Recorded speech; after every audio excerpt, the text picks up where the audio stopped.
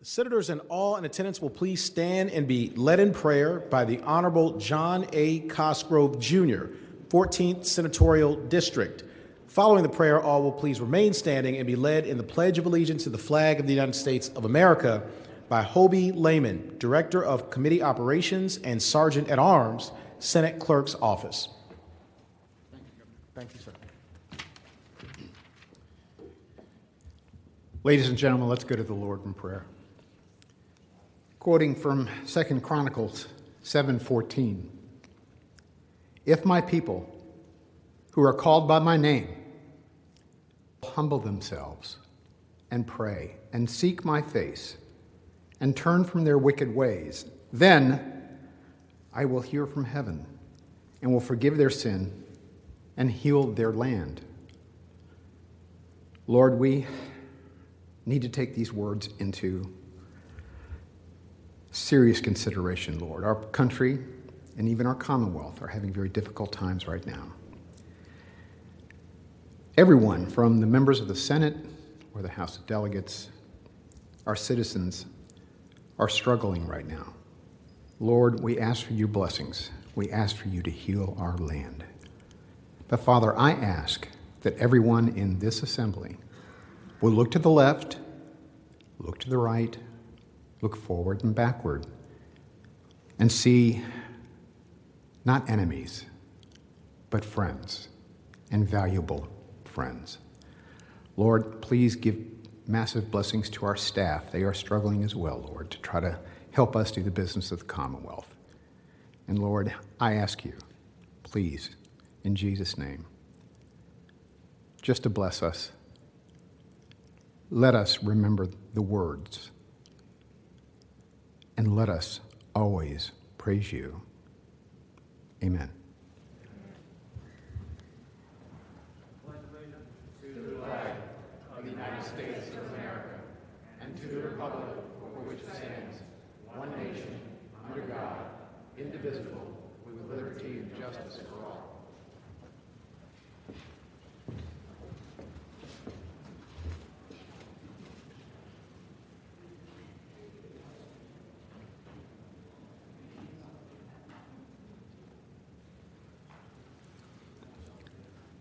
The clerk will call the roll. All those in attendance will please record their vote aye.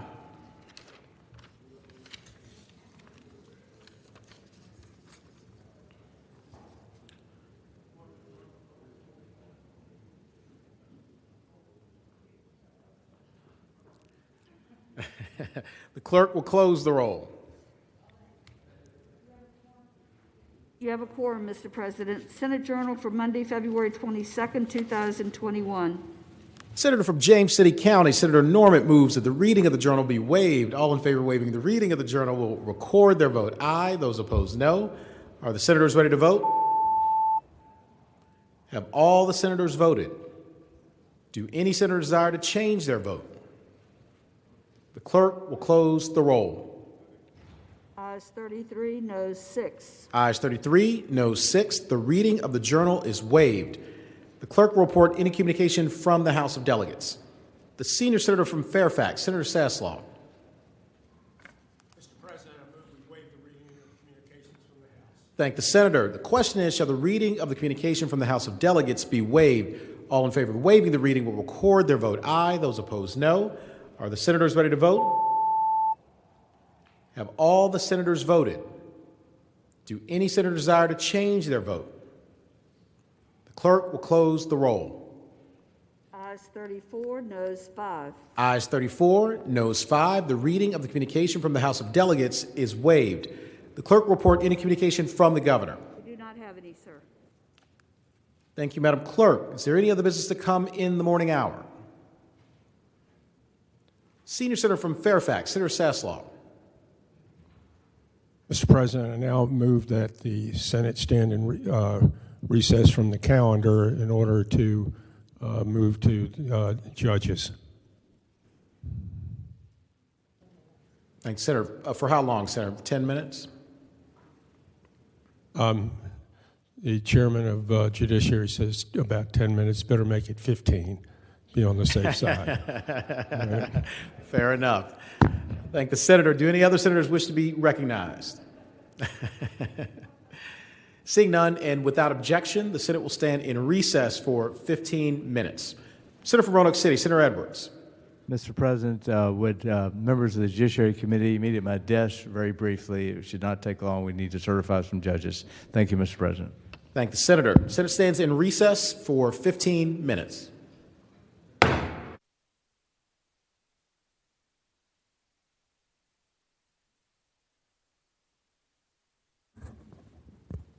The meeting will come to order of the Judiciary Committee. Call the roll. Senator Saslow. Here. Senator Normant. Senator Lucas. Here. Senator Obenshain. Senator McDougall. Senator Stewart. Senator Stanley. Senator Deeds. Senator Peterson. Senator Servell. Senator McClellan. Senator Boysko. Senator Morrissey. Senator Peake. Senator Edwards. Here. Mr. Chair, you have a quorum. Thank you. We have before us the names of 4 people we interviewed yesterday. The first one is Judge Timothy Allen for the Circuit Court of Franklin County. The second is Deanna Stone, Juvenile and Domestic Relations District Court of the 22nd District. Robert Brian Haskins, to be judge of the 22nd Judicial District of Juvenile and Domestic Relations District Court. And finally, the Honorable Judge Kenneth R. Melvin of Portsmouth to be a member of the Judicial Inquiry and Review Commission for a term beginning July 1, 2021. It is a motion that these 4 people that we interviewed yesterday be certified. Then moved and seconded that these 4 people be certified for their respective judgeships. All in favor of the motion say aye. Aye. All opposed, no. I believe that's unanimous. Thank you, Mr. President. Thank you, Hobie. With that, business to be done. The meeting is adjourned. Thank you.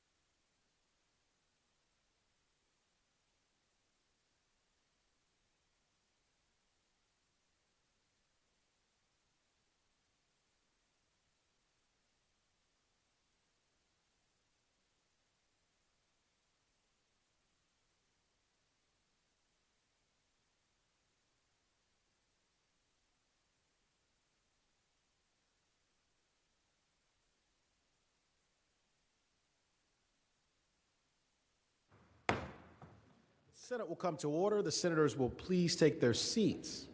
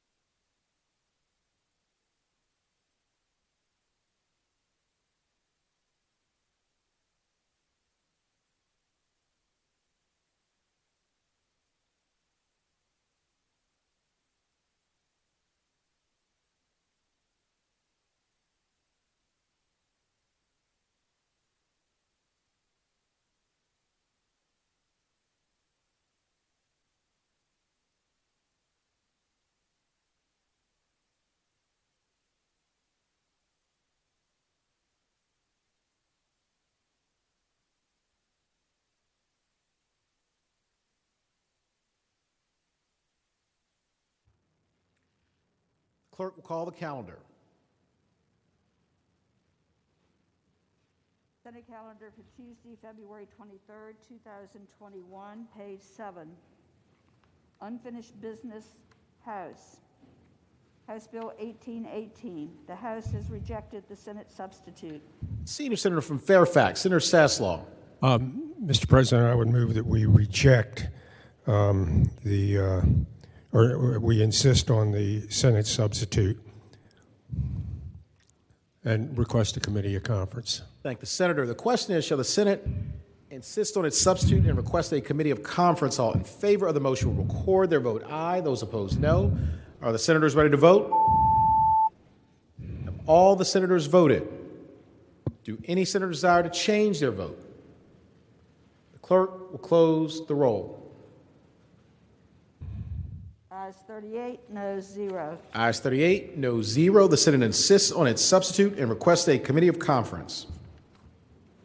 House Bill 1985. The House has rejected the Senate substitute. Senior Senator from Fairfax, Senator Saslaw. Mr. President, I move that we insist on the Senate substitute and request a committee of conference. Thank the Senator. The question is, shall the Senate insist on its substitute and request a committee of conference? All in favor of the motion will record their vote aye. Those opposed, no. Are the senators ready to vote? Have all the senators voted? Do any senators desire to change their vote? The clerk will close the roll. Ayes 39, noes 0. Ayes 39, no 0. The Senate insists on its substitute and requests a committee of conference. House Bill 2032. The House has rejected the Senate substitute. Senior Senator from Fairfax, Senator Saslaw. Again, Mr. President, I move that we reject the House substitute and insist on a committee of conference. Thank the Senator. The question is, shall the Senate insist on its substitute and request a committee of conference? All in favor of the motion will record their vote aye. Those opposed, no. Are the senators ready to vote? Have all the senators voted? Do any senators desire to change their vote? The clerk will close the roll. Ayes 39, noes 0. Ayes 39, no 0. The Senate insists on its substitute and requests a committee of conference. House Bill 2047.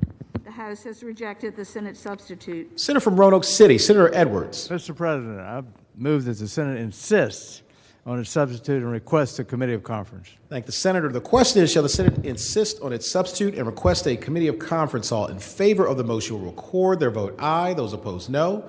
Are the senators ready to vote? Have all the senators voted? Do any senators desire to change their vote? The clerk will close the roll. Ayes 39, noes 0. Ayes 39, no 0. The Senate insists on its substitute and request a committee of conference. House Bill 2146. The House has rejected the Senate amendment. Senator from Western Fairfax, Senator Marsden. Thank you, Mr. President. I move that we insist on our Senate amendments and ask for a committee of conference. Thank the Senator. The question is, shall the Senate insist on its amendments and request a committee of conference? All in favor of the motion will record their vote aye. Those opposed, no. Are the senators ready to vote? Have all the senators voted? Do any senator desire to change their vote? The clerk will close the roll. Ayes 35, noes 4. Ayes 35, noes 4. The Senate insists on its amendments and request a committee of conference. House House Bill 2167. The House has rejected the Senate substitute. Senator from Arlington, Senator Favola. Thank you, Mr. President. Mr. President, I move that we insist on the Senate substitute, and I request a committee of conference. Thank the Senator. The question is, shall the Senate insist on its substitute and request a committee of conference? All in favor of the motion will record their vote aye. Those opposed, no. Are the senators ready to vote? Have all the senators voted? Do any senator desire to change their vote? The clerk will close the roll. Ayes 39, noes 0. Ayes 39, no 0. The Senate insists on its substitute and requests a committee of conference. House Bill 2177. The House has rejected the Senate amendment. Senator from Northern Fairfax, Senator Howe. Thank you, Mr. President. I have a question for you. Senators, the floor. This is a truly trivial technical disagreement that I am perfectly happy that we don't go and have a committee of conference. Is the motion I make that we recede from our amendment? Correct, Senator. I make that motion. Thank the Senator. Question is, shall the Senate recede from its amendment? All in favor of the motion will record their vote aye. Those opposed, no. Are the senators ready to vote? Have all the senators voted? Do any senator desire to change their vote? The clerk will close the roll. Ayes 39, noes 0. Ayes 39, no 0. The Senate recedes from its amendment. Mr. President, Senator from James City County, Senator Norman. having voted on the prevailing side of House Bill 2177, where we receded from our position, I'd ask we reconsider that vote for purposes of asking a question. I was not quick enough. Thank the Senator. Did you want to make the motion, or you want to? I'm moving we reconsider it, please, sir. Thank the Senator. Question is, shall the vote by which the Senate receded from its amendment be reconsidered? All in favor of the motion will record their vote aye. Those opposed, no. Are the senators ready to vote? Have all the senators voted? Do any senator desire to change their vote? The clerk will close the roll. Ayes 39, noes 0. Ayes 39, no 0. The motion is agreed to. Senator from James City County, Senator Norman. Thank you, Mr. President. With my apologies to the chairwoman of Senate Finance, I apologize I wasn't quicker. If she would be so generous to yield for a question. Senator Yield? I yield. Senator Yields, you have the floor. I thank the lady. Mr. President, my question is, she indicated it was something of a technical amendment we should recede from. Would you be so generous to share with me what that is, please? Yes. Senators, the floor. First of all, this bill is just a plan of what the governor would intend to do in capital outlay. So it doesn't really have any force behind it anyway. And there was one item that the House kept in that should have been dropped. I don't remember exactly what the item was, but it was agreed before that it should not be on that plan any longer, and that's all it was. I thank the gentlelady, sir. Thank the Senator. Question is, shall the Senate recede from its amendment? All in favor of the motion will record their vote aye. Those opposed, no. Are the senators ready to vote? Have all the senators voted? Do any senator desire to change their vote? The clerk will close the roll. Ayes 39, noes 0. Ayes 39, no 0. The Senate recedes from its amendment. Mr. President, Senator from Hanover, Senator McDougal. having voted on the prevailing side where the Senate insisted and requested a committee of conference on 2146 on page 9, move to reconsider the vote. Thank the Senator. Question is, shall the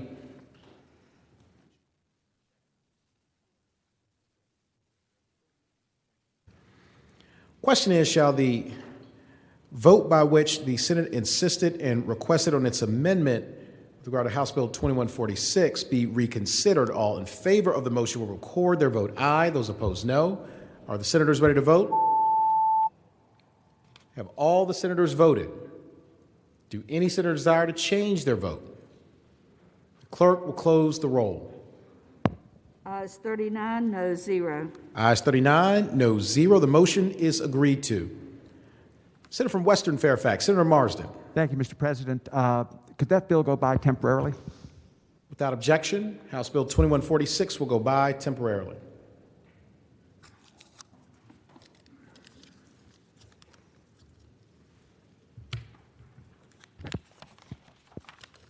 House Bill 2207.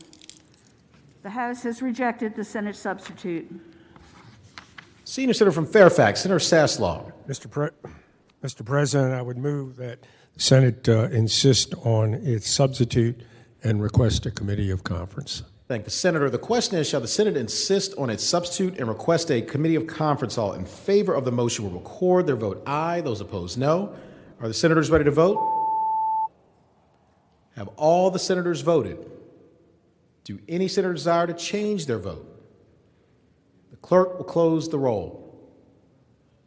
Ayes 39, noes 0. Ayes 39, no 0. The Senate insists on its substitute and requests a committee of conference.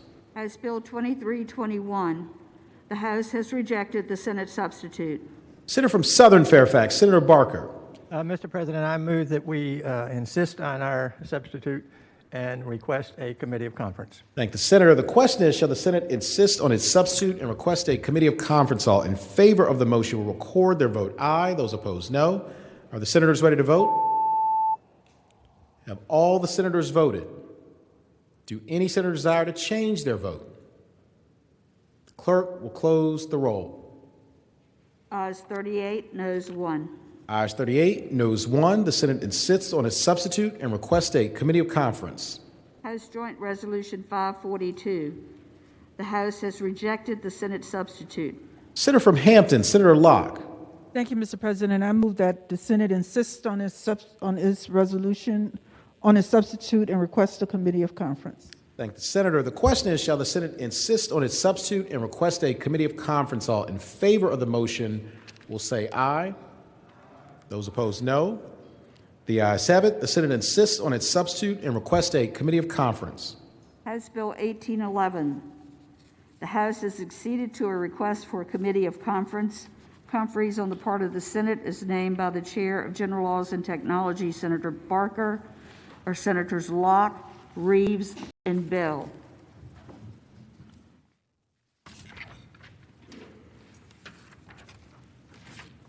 House Bill 1847. Conferees on House Bill 1847, the House has acceded to a request for a committee of conference. Conferees on the part of the Senate is named by the Chair of General Laws and Technology, Senator Barker, or Senators McPike, Mason, and Pillion. We are awaiting House action on the remaining bills. You turn to page 14. Unfinished business, Senate. Senate Bill 1097 has passed the House with a substitute. Senator from Arlington, Senator Favola. Thank you, Mr. President. Mr. President, I move that the substitute be agreed to, and speaking to that motion. Senator has the floor. Thank you, Mr. President. What the House did is they actually stated that a witness signature would not be needed in a declared state of a public health emergency. And then they added language, study language, which directs the Department of Elections to look at alternatives for verifying voter signatures. And a report is due back to the General Assembly November 15th, 2021. And I believe that these measures are good additions to the bill, and I ask that the body support them. Thank you. Thank the Senator. Do any other senators wish to be heard regarding Senate Bill 1097? Seeing none, the question is, shall the Senate concur with the House substitute? All in favor of the motion will record their vote aye. Those opposed, no. Are the senators ready to vote? Have all the senators voted? Do any senators desire to change their vote? The clerk will close the roll. Ayes 22, noes 17. Ayes 22, no 17. The Senate concurs with the House substitute. Senate Bill 1108 has passed the House with amendments. Senator from Franklin County, Senator Stanley. Thank you, Mr. President. I now move that we concur with the House amendments in speaking to that, sir. Senator's the floor. Thank you, Mr. President. I don't always agree with the House, but when I do, I'm usually drinking beer. In this instance, I didn't have to have a beer to agree with them. And it is a Dos Equis, by the way. Mr. President, this is the bill where we were going to increase the limit, the jurisdictional limit in terms of damages in the General District Court from $25,000 to $50,000 with an emergency clause in order to bring some relief and a release to our circuit courts to allow justice to flow more freely and certainly give access to the courts to those that might not be able to afford it. Part of that bill was amended by the senator from Eastern Fairfax to make sure that insurance companies, that if they were subjected to a judgment in the General District Court, that if they appealed, they would have to post an appeal bond just like every other citizen does who loses in the General District Court. It seems fair. What we were able to then agree to was then that the appeal bond would be not to exceed the limits of the policy at the time that the judgment in the General District Court was rendered.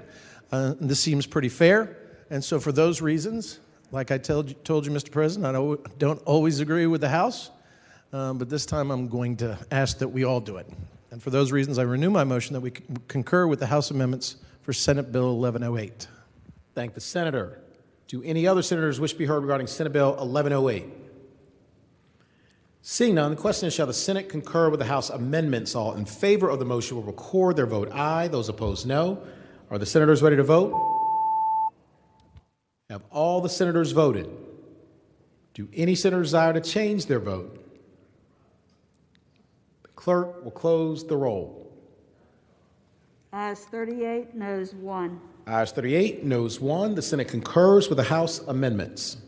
Senate Bill 1115 is passed the House with a substitute with amendments. Senator from Lynchburg, Senator Peake. Yes, sir, Mr. President. But before we address Senate Bill 1115, I would ask that, having voted on the prevailing side by which we passed the amendments on Senate Bill 1097, that we reconsider that vote. I was distracted and voted wrongly. Thank the senator. The question is, shall the vote by which the Senate concurred with the House substitute be reconsidered? All in favor of the motion will record their vote aye. Those opposed, no. Are the senators ready to vote? Have all the senators voted? Do any senators desire to change their vote? Clerk will close the roll. Ayes 39, noes 0. Ayes 39, no 0. The motion is agreed to. Senator from Arlington, Senator Favola. Mr. President, having previously explained the House substitute, I again move that the House substitute be agreed to. Thank you. Thank the senator. Question is, shall the Senate concur with the House substitute? All in favor of the motion will record their vote aye. Those opposed, no. Are the senators ready to vote? Have all the senators voted? Do any senators desire to change their vote? The clerk will close the roll. Ayes 22, noes 17. Ayes 22, no 17.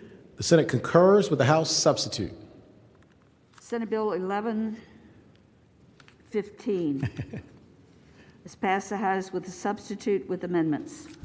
Senator from Lynchburg, Senator Peake. Yes, sir. Thank you, Mr. President. And I was distracted because I was getting ready for this bill. But this one, I know what I want to do. With the recommendation that they be rejected, I move the House amendments with a substitute. Senator, the floor. And speaking to that, the only difference is this bill is exactly like Delegate Marshall's bill on hemp and raising the enforcement percentage from 0.5% to 1% to conform with the USDA. And Delegate Marshall's bill passed with the emergency clause almost unanimously. The bill passed out of the Senate with the emergency clause 39-0. But when it got to the House, they wanted to remove the emergency clause. So I don't understand what they're doing, so I say we reject their amendments. Thank you. Thank the senator. Do any other senators wish to be heard regarding Senate Bill 1115? Seeing none, and with the recommendation that they be rejected, the question is, shall the Senate concur with the House amendments? All in favor of the motion will record their vote aye. Those opposed, no. Are the senators ready to vote? Have all the senators voted? Do any senators desire to change their vote? The clerk will close the roll. Ayes 0, noes 39. Ayes 0, noes 39. The Senate does not concur with the House amendments. Senate Bill 1121 has passed the House with a substitute. Senator from Hampton, Senator Locke. Thank you, Mr. President. I move that we concur with the House substitute. And speaking to that, Senators, the floor. thank you, Mr. President. This is the bill that creates an administrative process for changing an error in one's birth certificate. And what the House substitute does is it adds the state registrar as an entity that can make an amendment to the birth certificate. Again, I move that we concur with the substitute. Thank the Senator. Do any other senators wish to be heard regarding Senate Bill 1121? Seeing none, the question is, shall the Senate concur with the House substitute? All in favor of the motion will record their vote aye. Those opposed, no. Are the senators ready to vote? Have all the senators voted? Do any senator desire to change their vote? The clerk will close the roll. Ayes 22, noes 17. Ayes 22, no 17. The Senate concurs with the House substitute. Senate Bill 1135 has passed the House with amendment. Senator from Western Fairfax, Senator Marsden. Thank you very much, Mr. President. I move that we accept the House amendments. And speaking to that, Senators, the floor. thank you, Mr. President. All they've done here is, in the existing code, was a requirement that you keep a bond of surety or an insurance policy if you own a dangerous dog and it is going to hurt someone else. And all they've done is require that you annually recertify that with your local animal control officer to make sure that somebody doesn't take out a policy and then let it lapse. And that's what the House amendment does, and I reiterate my motion that we accept the House amendment. Thank the Senator. For what purpose, Senator from Prince William County, Senator McPike rise? Would the gentleman yield for question? Will Senator yield? I yield. Senator yield, you have the floor. I've noticed the senator has an injury. And was that injury related to a dog, and were you insured? Senator has the floor.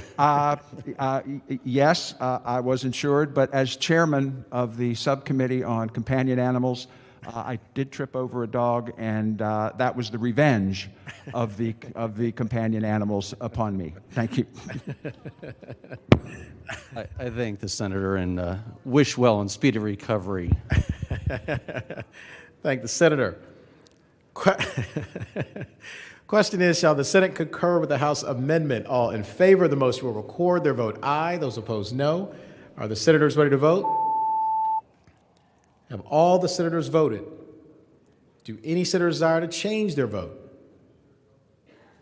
The clerk will close the roll.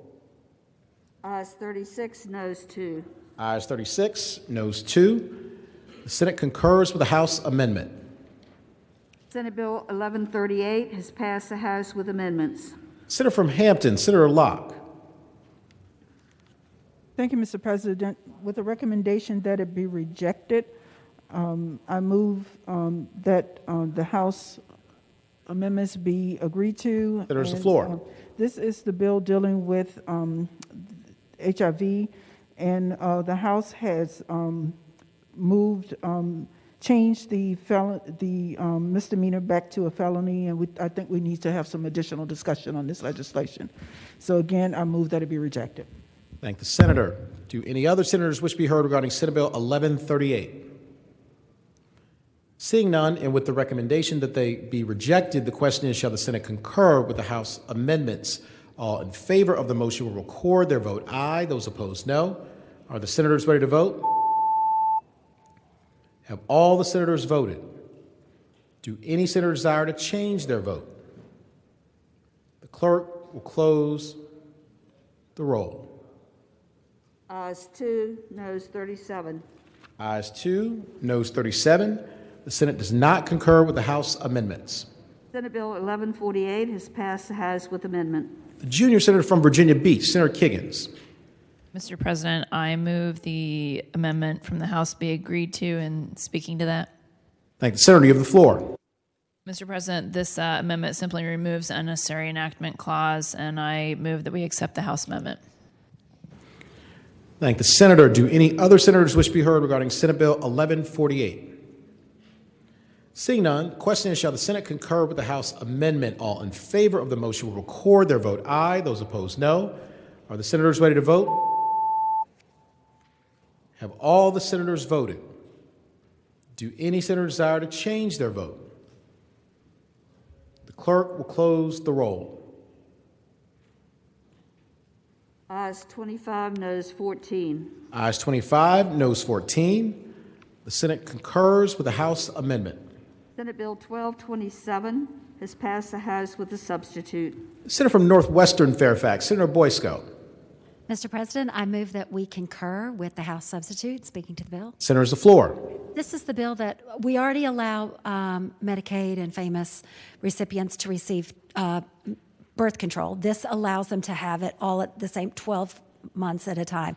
This is the House put a technical change on it. It was the piece around the famous enrollees should have been added to a different section of the code, and this corrects that. And I move that we accept the substitute. Thank the senator. Do any other senators wish to be heard regarding Senate Bill 1227? Seeing none, the question is, shall the Senate concur with the House substitute? All in favor of the motion will record their vote aye. Those opposed, no. Are the senators ready to vote? Have all the senators voted? Do any senators desire to change their vote? The clerk will close the roll. Ayes 39, noes 0. Ayes 39, noes 0. The Senate concurs with the House substitute. Senate Bill 1245 has passed the House with a substitute. Senator from Bath, Senator Deeds. Mr. President, I move that the House substitute be agreed to. I'd like There's to the speak floor. to that. This bill simply incorporates Senate Bill 1246 and adds some additional provisions to make it identical to House Bill 1888, which we agreed to last week. There is one additional clause that's not in that bill, and that's an enactment clause that takes one of the senator from Roanoke County's bills that requires that absentee ballots be sorted by precinct and turns it into a study. It creates a work group within the Board of Elections with the duty to report back to the General Assembly before next year's session. Again, I move that the amendments be agreed to. Thank the senator. Do any other senators wish to be heard regarding Senate Bill 1245? Seeing none, the question is, shall the Senate concur with the House substitute? All in favor of the motion will record their vote aye. Those opposed, no. Are the senators ready to vote? Have all the senators voted? Do any senators desire to change their vote? The clerk will close the roll. Ayes 21, noes 18. Ayes 21, noes 18. The Senate concurs with the House substitute. Senate Bill 1257 has passed the House with amendment. Senior Senator from Richmond City, Senator McClellan. Thank you, Mr. President. I move that we accept the House amendment. And speaking to that. Senator has the floor. Thank you, Mr. President. This is the bill that deals with nurses, social workers, and mental health professionals in the schools, and the amendment just removes an unnecessary enactment clause. Thank the senator. Do any other senators wish to be heard regarding Senate Bill 1257? Seeing none, the question is, shall the Senate concur with the House amendment? All in favor of the motion will record their vote aye. Those opposed, no. Are the senators ready to vote? Have all the senators voted? Do any senator desire to change their vote? The clerk will close the roll. Ayes 39, noes 0. Ayes 39, noes 0. The Senate concurs with the House amendment. Senate Bill 1260 has passed the House with amendments. Senator from Loudoun County, Senator Bell. Thank you, Mr. President. I move that we accept the House amendments, and speaking to that. Senator has the floor. This is a very minor amendment. The gentleman from Rockingham worked with us on committee on this one. It's about allowing notice to property owners for access when there's road projects and other surveys that need to be done related to those projects.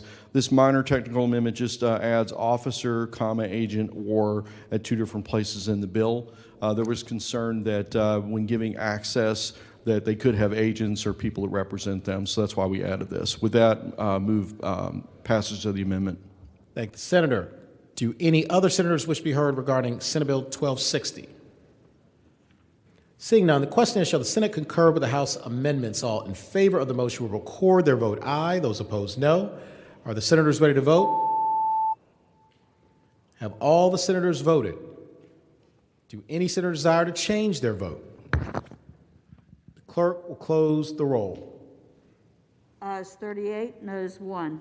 Ayes 38, noes 1. The Senate concurs with the House amendments. Senate Bill 1274 has passed the House with amendments. Senator from Western Fairfax, Senator Marsden. Thank you, Mr. President. I move that we agree to the House amendments. And speaking to that, Senator has the floor. Thank you, Mr. President. The underlying bill deals with a wildlife corridors plan, and this comes from the administration, this amendment, that clarifies the role of the state forester in the planning and implementation of the state wildlife corridor plan once it's adopted. And again, I reiterate my motion that we accept the House amendments. Thank the senator. Do any other senators wish to be heard regarding Senate Bill 1274? Seeing none, the question is, shall the Senate concur with the House amendments? All in favor of the motion will record their vote aye. Those opposed, no. Are the senators ready to vote? Have all the senators voted? Do any senator desire to change their vote? Clerk will close the roll. Ayes 33, noes 6. Ayes 33, noes 6. The Senate concurs with the House amendments. Senate Bill 1275 has passed the House with amendment. Senator from Western Fairfax, Senator Marsden. Thank you, Mr. President. I move that we agree to the House amendment. And speaking to that motion, Senator has the floor. Thank you, Mr. President. The underlying bill deals with a local option to declare that emergency medical services workers, our ambulance folks and what have you, if the local jurisdiction wishes to adopt it, they may have a presumption for heart disease as being work-related. And all this amendment does is strikes language around timekeeping that is already being handled by the agencies. In other words, you have a situation where each agency has a requirement for how long somebody shall have been an EMS worker before they can qualify for the presumption if they so adopt it. And that's what the bill does, and I reiterate that the amendments be agreed to. Thank the senator. Do any other senators wish to be heard regarding Senate Bill 1275? Seeing none, the question is, shall the Senate concur with the House amendment? All in favor of the motion will record their vote aye. Those opposed, no. Are the senators ready to vote? Have all the senators voted? Do any senator desire to change their vote? The clerk will close the roll. Ayes 39, noes 0. Ayes 39, noes 0. The Senate concurs with the House amendment. Senate Bill 1288 has passed the House with a substitute. Senator from Henrico, Senator Donovan. Thank you, Mr. President. With the recommendation that we reject the substitute, I move it. Senator has the floor. Thank you, Mr. President. This is the bill that addresses special education and IEP changes that we need to make in Virginia as recommended by JLARC. There are significant sections in the House bill, which they substituted over my bill, that would be excluded should we proceed with their version. And we really need to get this right, and we really need to not procrastinate on special education for our kids who need it in Virginia. So I move that we reject the substitute, and we'll go from there. Thank you, Mr. President. Thank the senator. Do any other senators wish to be heard regarding Senate Bill 1288? Seeing none, and with the recommendation that it be rejected, the question is, shall the Senate concur with the House substitute? All in favor of the motion will record their vote aye. Those opposed, no. Are the senators ready to vote? Have all the senators voted? Do any senators desire to change their vote? The clerk will close the roll. Ayes 1, noes 38. Ayes 1, noes 38. The Senate does not concur with the House substitute. Senate Bill 1314 has passed the House with amendment. The senior senator from Chesterfield, Senator Hashmi. Thank you, Mr. President. I move that the amendment be agreed to, and speaking to that motion. Senator has the floor. SB 1314 is the bill that establishes the Office of Education and Labor Market Alignment, and the House made a simple amendment to add the Virginia Department of Education to the bill, and so I move that we agree to the amendment. Thank you, Mr. President. Thank the senator. Do any other senators wish to be heard regarding Senate Bill 1314? Seeing none, question is, shall the Senate concur with the House amendment? All in favor of the motion will record their vote aye. Those opposed, no. Are the senators ready to vote? Have all the senators voted? Do any senators desire to change their vote? The clerk will close the roll. Ayes 27, noes 12. Ayes 27, noes 12. The Senate concurs with the House amendment. Senate Bill 1325 has passed the House with a substitute. Senator from Henrico, Senator Donovan. Thank you, Mr. President. With the recommendation that we agree to the substitute, I move the substitute. Senator has the floor. Mr. President, this substitute is language that was suggested by the Poverty Law Center to really just wordsmith the bill, and it doesn't change intent in any way, and so I hope that the Senate will favorably vote on this. Thank you. Thank the Senator. Do any other senators wish to be heard regarding Senate Bill 1325? Seeing none, the question is, shall the Senate concur with the House substitute? All in favor of the motion will record their vote aye. Those opposed, no. Are the senators ready to vote? Have all the senators voted? Do any senators desire to change their vote? The clerk will close the roll. Ayes 37, noes 2. Ayes 37, noes 2. The Senate concurs with the House substitute. Senate Bill 1331 has passed the House with amendment. Senator from Spotsylvania, Senator Reeves. Thank you, Mr. President. I would move that we concur with the House amendment. And speaking to that, Senator's the floor. Ladies and gentlemen, this just is the original bill was to help those that are visually impaired.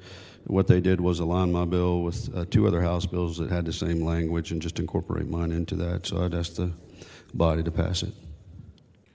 Thank the Senator. Do any other senators wish to be heard regarding Senate Bill 1331?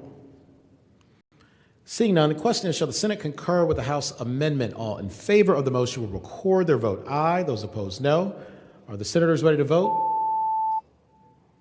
Have all the senators voted? Do any senators desire to change their vote? The clerk will close the roll. Ayes 39, noes 0. Ayes 39, no 0. The Senate concurs with the House amendment. Senate Bill 1333 has passed the House with a substitute. Senator from Portsmouth, Senator Lucas. Thank you, Mr. President. Mr. President, what the original, first of all, I concur with agree that we concur with the House substitute. Thank you, Senator. You have the floor. Thank you, Mr. President. Mr. President, what the initial bill did was permitted access to botanical cannabis or flower in the medical cannabis program. And what this substitute does, it brings the two bills in a line and makes them identical, making it safe, affordable, and effective for cannabis flower to be distributed to patients. And so with that, I agree, renew my motion to concur with the House substitute. Thank the Senator. Do any other senators wish to be heard regarding Senate Bill 1333? Seeing none, question is, shall the Senate concur with the House substitute? All in favor of the motion will record their vote aye. Those opposed, no. Are the senators ready to vote? Have all the senators voted? Do any senators desire to change their vote? The clerk will close the roll. Ayes 34, noes 5. Ayes 34, noes 5. The Senate concurs with the House substitute. Senate Bill 1356 has passed the House with amendments. The junior senator from Virginia Beach, Senator Kiggins. Mr. President, I move the amendment from the House be agreed to. And speaking to that motion. Senator has the floor. Mr. President, this is the bill about allowing for clergy visits and nursing homes and hospices and assisted living facilities. There are 4 proposed amendments from the House. Amendment 1 is technical in nature, and the other 3 are identical amendments, just in different sections, and they clarify when the audio virtual visitation can be utilized. So just allowing for that option if in-person is not available. And I move again that we agree to these amendments. Thank the Senator. Do any other senators wish to be heard regarding Senate Bill 1356? Seeing none, the question is, shall the Senate concur with the House amendments? All in favor of the motion will record their vote aye. Those opposed, no. Are the senators ready to vote? Have all the senators voted? Do any senator desire to change their vote? Clerk will close the roll. Ayes 39, no 0. Ayes 39, no 0. The Senate concurs with the House amendments. Senate Bill 1357 has passed the House with a substitute with amendment. Senator from Henrico, Senator Donovan. Thank you, Mr. President. I move that we agree to the House amendments, concur with them. This, we basically had a conversation and did the conference as they were leaving the two bodies. So what this does now is provide 2 tests in the next year to essentially replace the SOL for math and English from 3 to 8. That is an ability for us to do an assessment or a diagnostic assessment of the children in the fall, and then a shorter review of what their progress is in the spring with a less high-stakes testing program, but still consistent with the standards of learning that we've all agreed on and vetted over the last many years. After next year, it will go to 3 assessments that will be determined by the Department of Education, 2 diagnostics, 1 in the fall, 1 in the winter, and then a progress in the spring. Eventually, these tests will be able to be built out adequately to evaluate whether a child is 1 year behind their performance grade level or 1 year ahead, which will also help us tailor our educational plans to our kids so that we can move forward in making sure that they all achieve equally and that we know how they're doing. Thank you, Mr. President. I hope the body will agree to the amendment. Thank the Senator. Do any other senators wish to be heard regarding Senate Bill 1357? Seeing none, the question is, shall the Senate concur with the House amendment? All in favor of the motion will record their vote aye. Those opposed, no. Are the senators ready to vote? Have all the senators voted? Do any senator desire to change their vote? The clerk will close the roll. Ayes 39, no 0. Ayes 39, no 0. The Senate concurs with the House amendment. Senate Bill 1444 has passed the House with a substitute. The senior senator from Fairfax, Senator Saslaw.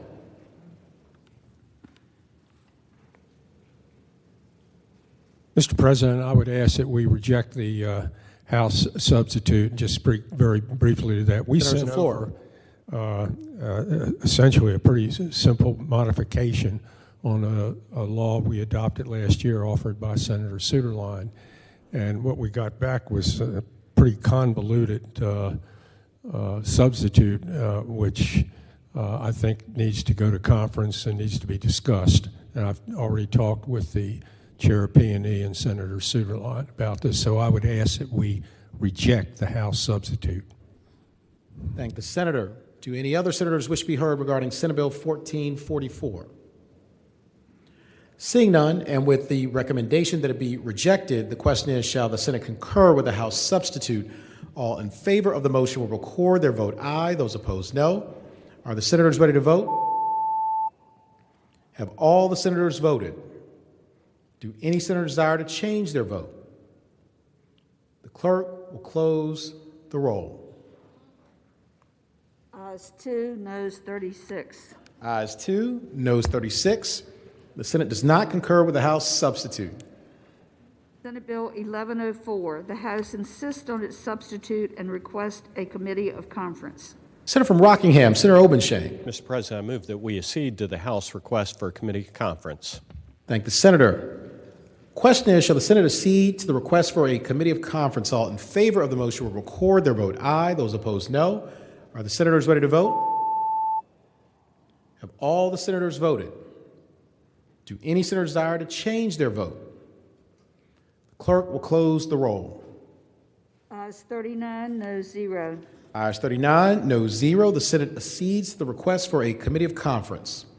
Conferees on the part of the Senate is named by the Chair of Rehabilitation and Social Services, Senator Favola, or Senators Obenshain, Boyce-Coe, and Favola.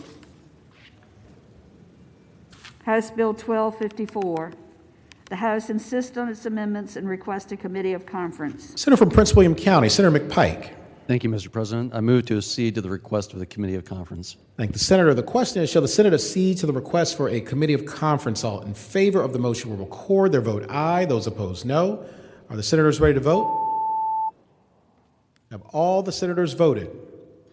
Do any senator desire to change their vote? The clerk will close the roll. Ayes 38, no 0. Ayes 38, no 0. The Senate accedes the request for a committee of conference. Conferees on the part of the Senate is named by the Chair of Finance and Appropriations, Senator Howell, Senators McPike, Peterson, and Ruff. Senate Bill 1366. The House insists on its substitute and request a committee of conference. Senator from Southern Fairfax, Senator Barker. Mr. President, I move that we accede to the request for a committee of conference. Thank the senator. The question is, shall the Senate accede to the request for a committee of conference? All in favor of the motion will record their vote aye. Those opposed, no. Are the senators ready to vote? Have all the senators voted? Do any senator desire to change their vote? The clerk will close the roll.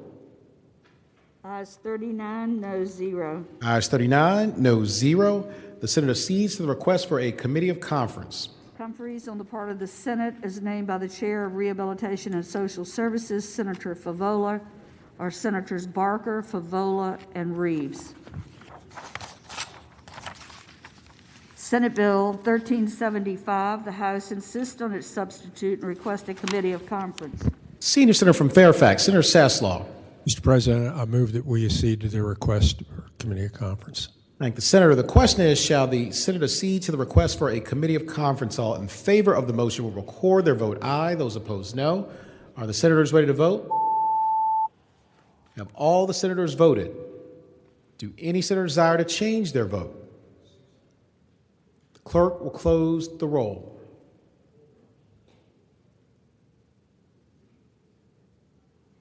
Ayes 39, no 0. Ayes 39, no 0. The Senate accedes to the request for a committee of conference. On Senate Bill 1415.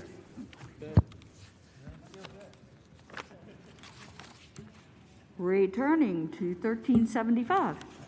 Conferees on the part of the Senate is named by the Chair of Commerce and Labor, Senator Saslaw, or Senators Saslaw, Norman, and Peterson.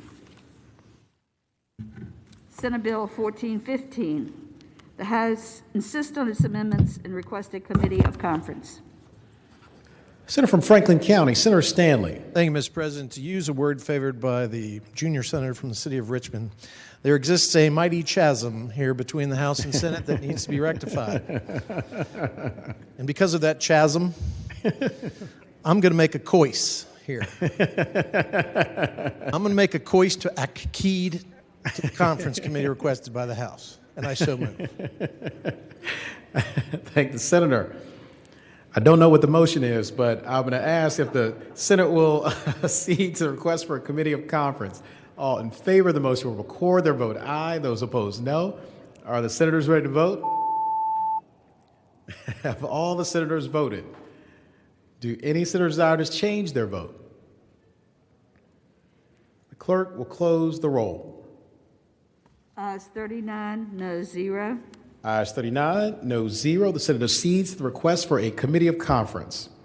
Conferees on the part of the Senate is named by the Chair of the Judiciary, Senator Edwards, are Senators Stanley, McDougal, and Deeds.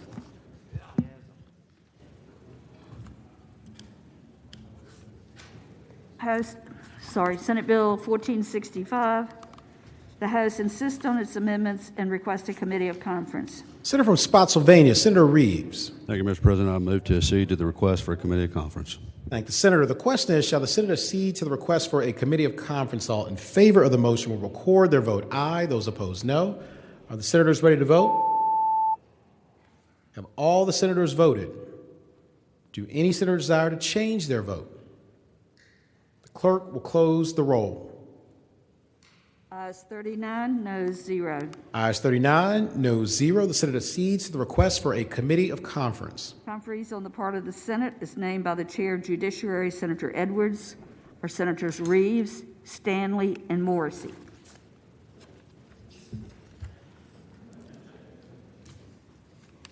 Senate Bill 1469.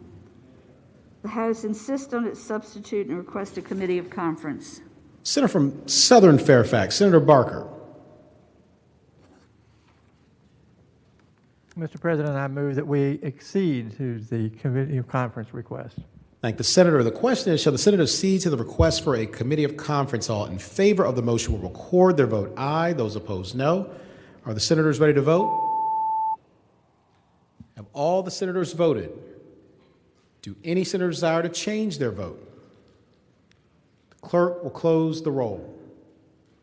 Ayes 39, no 0.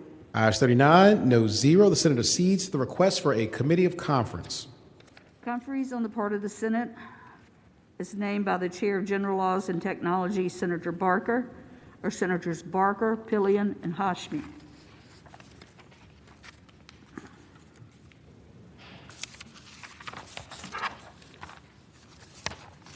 Senate Bill 1471, the House insists on its substitute and request a committee of conference. Senator from Henrico, Senator Donovan.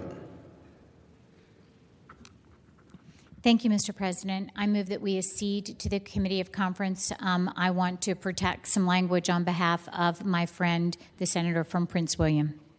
Thank the senator. Question is, shall the senator accede to the request for a committee of conference? All in favor of the motion will record their vote aye. Those opposed, no. Are the senators ready to vote? Have all the senators voted? Do any senator desire to change their vote? The clerk will close the roll. Ayes 39, no 0. Ayes 39, no 0. The senator accedes to the request for a committee of conference. Conferees on the part of the Senate is named by the Chair of Rehabilitation and Social Services, Senator Vivola, Senators Donovan, McPike, and Mason. Senate Joint Resolution 272. The House insists on its substitute and requests a committee of conference. Senator from Hampton, Senator Locke. Thank you, Mr. President. I move that we accede to the request for a committee of conference. Thank the senator. The question is, shall the senator accede to the request for a committee of conference? All in favor of the motion will record their vote aye. Those opposed, no. Are the senators ready to vote? Have all the senators voted? Do any senator desire to change their vote? The clerk will close the roll. Ayes 39, no 0. Ayes 39, no 0. The senator accedes to the request for a committee of conference. Conferees on the part of the Senate is named by the Chair of Privileges and Elections, Senator Deeds, or Senators Locke, Surville, and Vogel. We're awaiting House action on the remaining bills. Uncontested calendar, House bills on third reading. Senior Senator from Fairfax, Senator Saslaw. Mr. President, I move that all House bills on third reading on the uncontested calendar on pages 27 through 30, that's House Bill 1789 through House Bill 2208, be advanced to their final passage in a block after the adoption of any amendments thereto. That any senator desiring to remove a bill from the block, please do so after the clerk has read the number of the bill. Thank the senator. Question is, shall the House bills on the uncontested calendar, third reading, pages 27 through 30, House Bill 1789 through House Bill 2208, be placed upon their final passage in a block after the adoption of any amendments thereto, with the understanding that any senator desiring a bill be removed from the block will do so after the clerk has read the number of the bill. All in favor of the motion will say aye. Those opposed, no. The ayes have it. The motion is agreed to. The bills are before us in the block. The clerk will read the number of the bills. House Bill 1789, reported for the Committee on Rules. House Bill 1841, reported for the Committee on Transportation. House Bill 1868, reported for the Committee on Transportation. House Bill 1874, reported for the Committee on Rehabilitation and Social Services. House Bill 1887, reported for the Committee on Transportation. House Bill 1926, reported from the Committee on Transportation. House Bill 1957, reported for the Committee on Rehabilitation and Social Services. House Bill 2070, reported for the Committee on Rehabilitation and Social Services. House Bill 2075, reported from the Committee on Transportation. House Bill 2208, reported from the Committee on Rules. Senator from King George, Senator Stewart. Mr. President, could House Bill 2075 come out of the block? Without objection, House Bill 2075 will be removed from the block. Question is, shall the House bills pass in a block? There's all bills. Mr. President. Senior Senator from Virginia Beach. Mr. President. Can House Bill 2208 come out of the block? Without objection, House Bill 2208 will be removed from the block. Was that the same bill Senator wanted? Senators wish any other bills to come out of the block? Seeing none, the question is, shall the House bills pass in a block? That is all bills except for House Bills 2075 and 2208. All in favor of the motion will record their vote aye. Those opposed, no. Are the senators ready to vote? Have all the senators voted? Do any senators desire to change their vote? The clerk will close the roll. Ayes 39, no 0. Ayes 39, no 0. The bills in the block pass. Returning to House Bill 2075 on page 30. Mr. President. Senator from King George, Senator Stewart. May that go by for the day so I can discuss the bill with the patron? Without objection. Thank you. House Bill 2075 will go by for the day.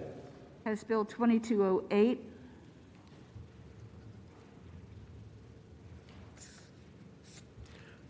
Senator from Hampton, Senator Locke.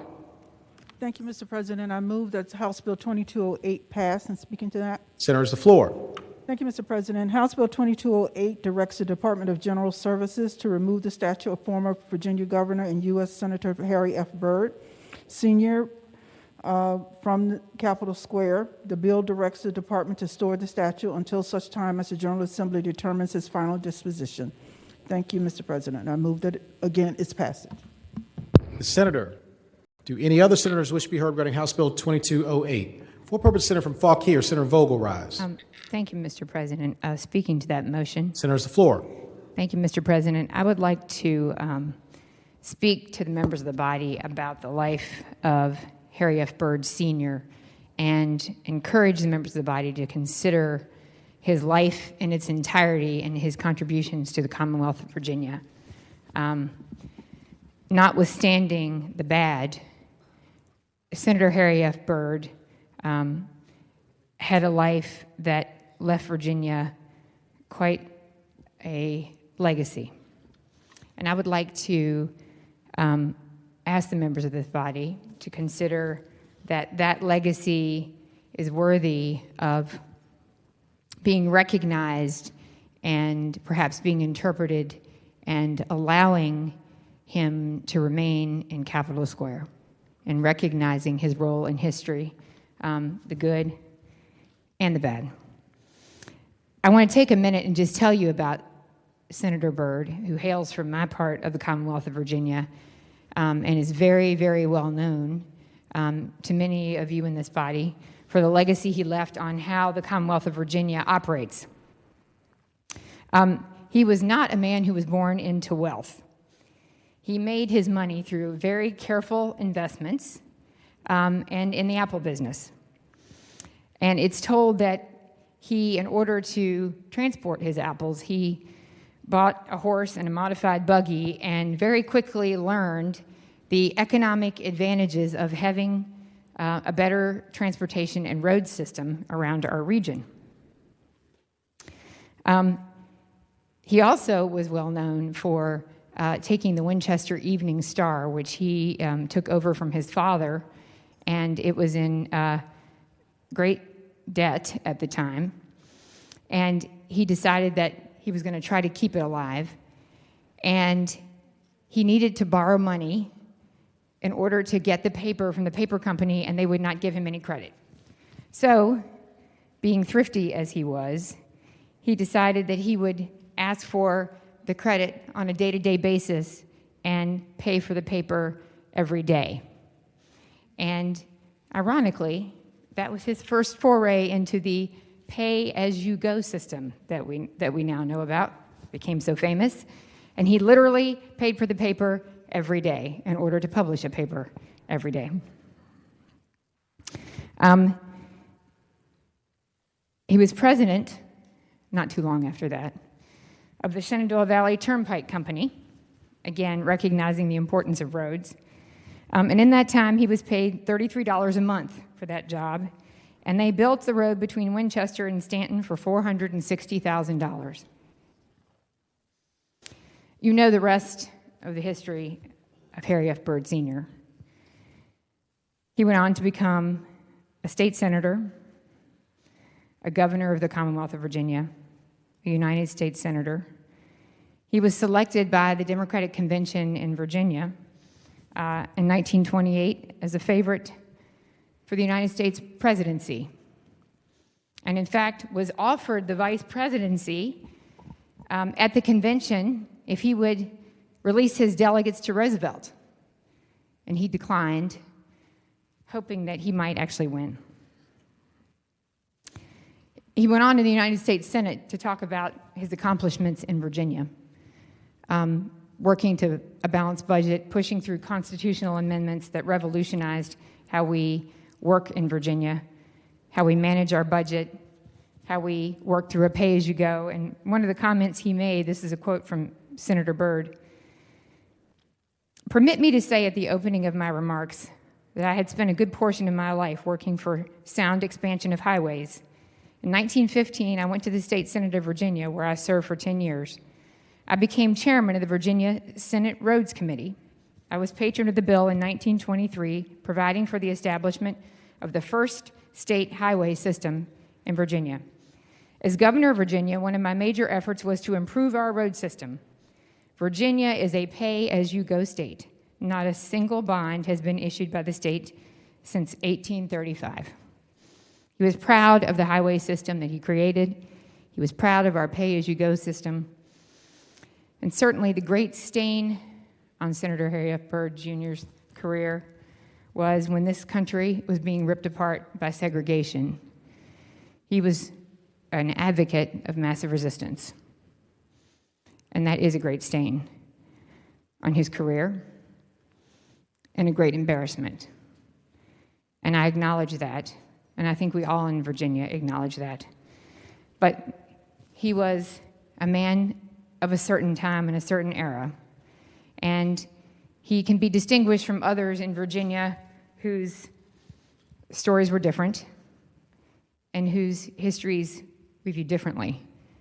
And so I would just ask the members of this body to look at the whole man and consider that we are each a sum of all of our parts, the good and the bad, and that Virginia has a history of good and bad.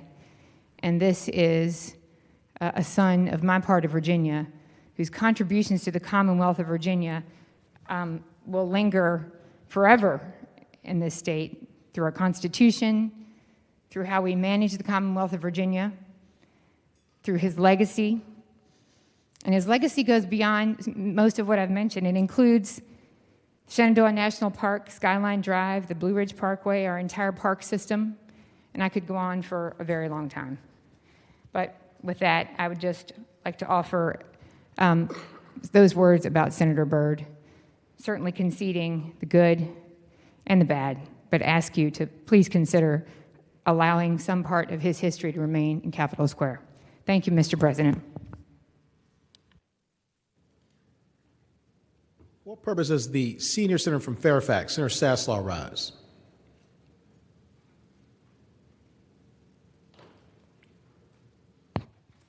Mr. President, this is to speak for the passage of the resolution. Senator's the floor. You know, we've been asked to, overlook, what a major part, certainly a major part of his life and remembrance was, but I would say to the senator from Fauquier County that it's almost like saying, other than that, Ms. Lincoln, how'd you enjoy the play?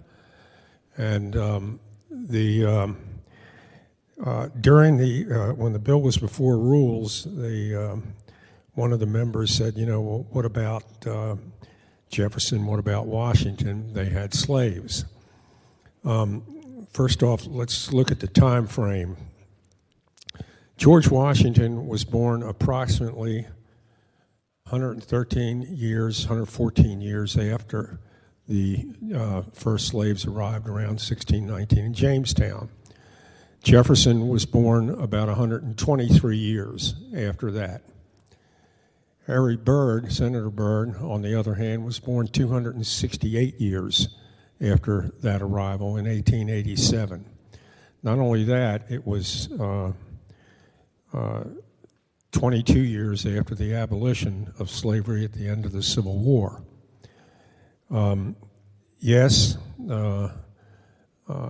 Jefferson and Washington did have slaves, but that's not what they're known for.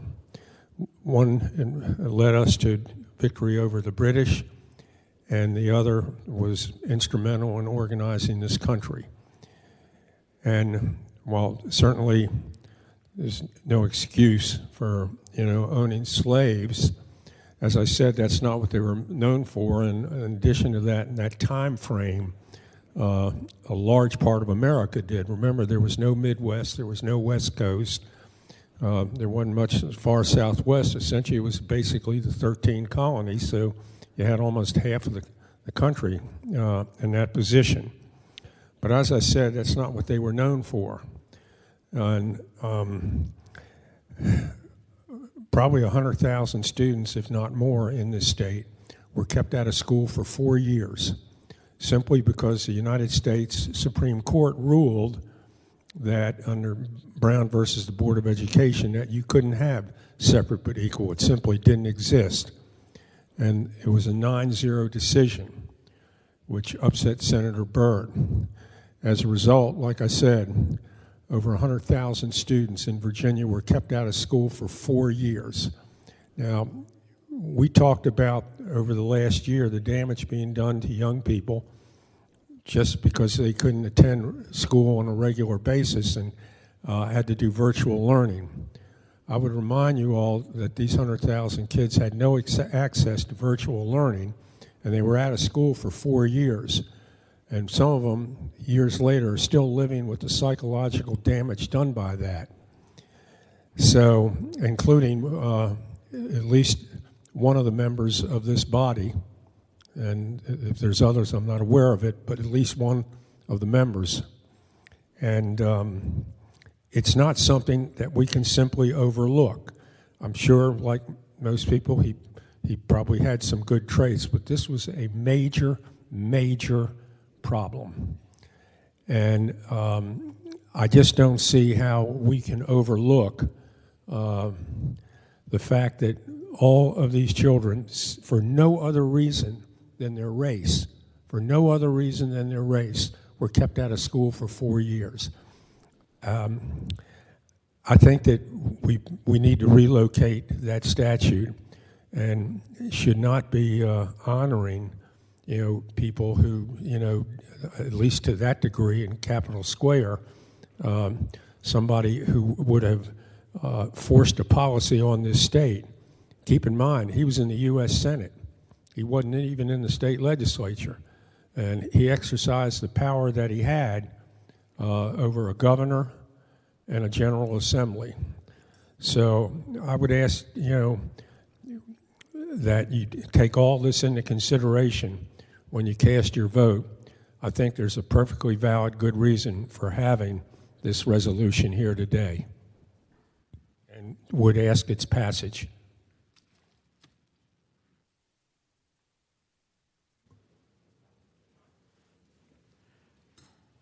For what purpose is the senior senator from Richmond City, Senator McClellan, rise?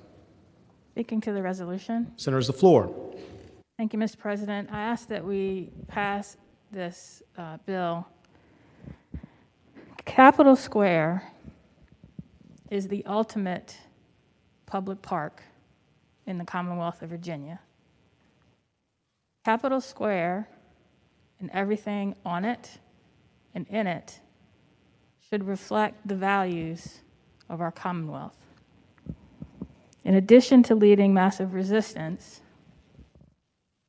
there's a lot more complicated to Harry Byrd's legacy. Michael Paul Williams wrote a column questioning whether we should put the Byrd statute in context. And after receiving a phone call from Fergie Reed, the first African American elected to this body since Reconstruction, came to the conclusion there was no context that could be placed on the statue on Capitol Square, the ultimate public park with public art, that could erase the pain that Harry Byrd and his legacy invokes for African American Virginians. Michael Paul Williams summed it up when he said, "The legacy of our ancestors' enslavement still resides in our DNA, sapping our mental and physical well-being. But none of us experienced that firsthand." Reed's generation and others born after him lived through the dehumanization that Byrd perpetuated and fought it. In addition to mass resistance, he was the architect of helping disenfranchise African American voters in Virginia. He called integration the gravest crisis since the war between the states. He vocalized the sex-based panic behind school segregation by saying, "What our people fear most is that by this close, intimate social contact, future generations will intermarry." He pronounced that law enforcement should be by the white people of this country. These are just a few of the things he believed. He was the architect and the face of massive resistance, not just in Virginia, but across this country. And as the senior senator from Fairfax said, we are still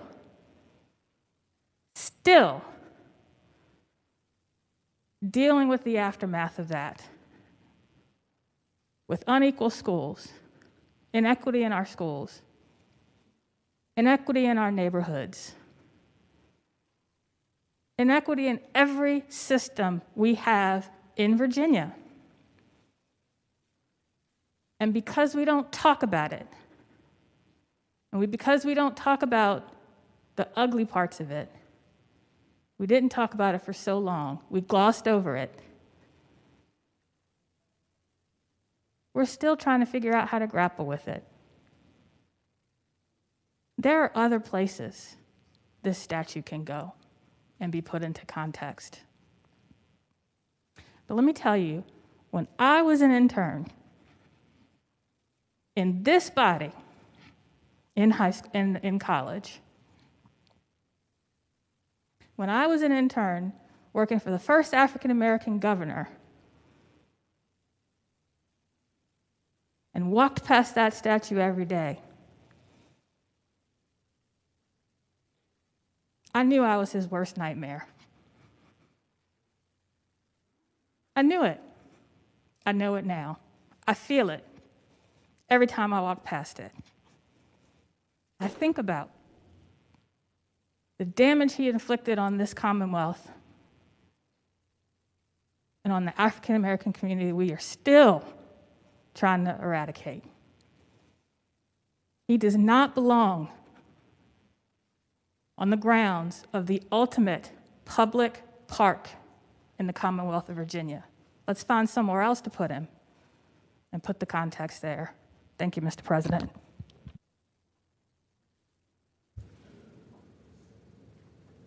For what purpose is Senator from Roanoke County, Senator Suderline, rise? Speaking briefly to the measure. Senator, has the floor. Thank you, Mr. President.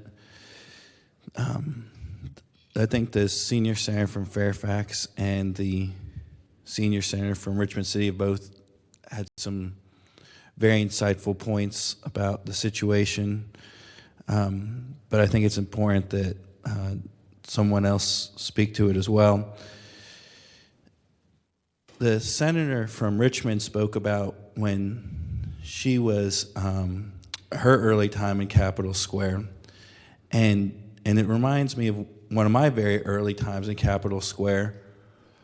There was a speech being given by the late Senator Yvonne Miller, and she was speaking against a education reform bill that I think offered great promise, and I wish that we had passed it, and I think Virginia would be better off. And as she spoke about it, though, she talked about where she feared it would take us. And I had some other young aides come in my office and say, "Are you hearing what we usually called her YB?" Because in short, there were multiple Senator Millers. "Are you hearing what YB's saying? She's talking about that there might not be a public school for black kids to go to. That's crazy." And it was a pretty intense experience, because I think she was wrong about what was happening, but they had no idea about massive resistance. These were folks that worked here in Capitol Square, worked on legislation, walked by that statue every day, because we used to actually have to bring the bills to the Capitol to introduce them for the legislators so they could be formally introduced later. Walked by that dozens of times, no idea about massive resistance.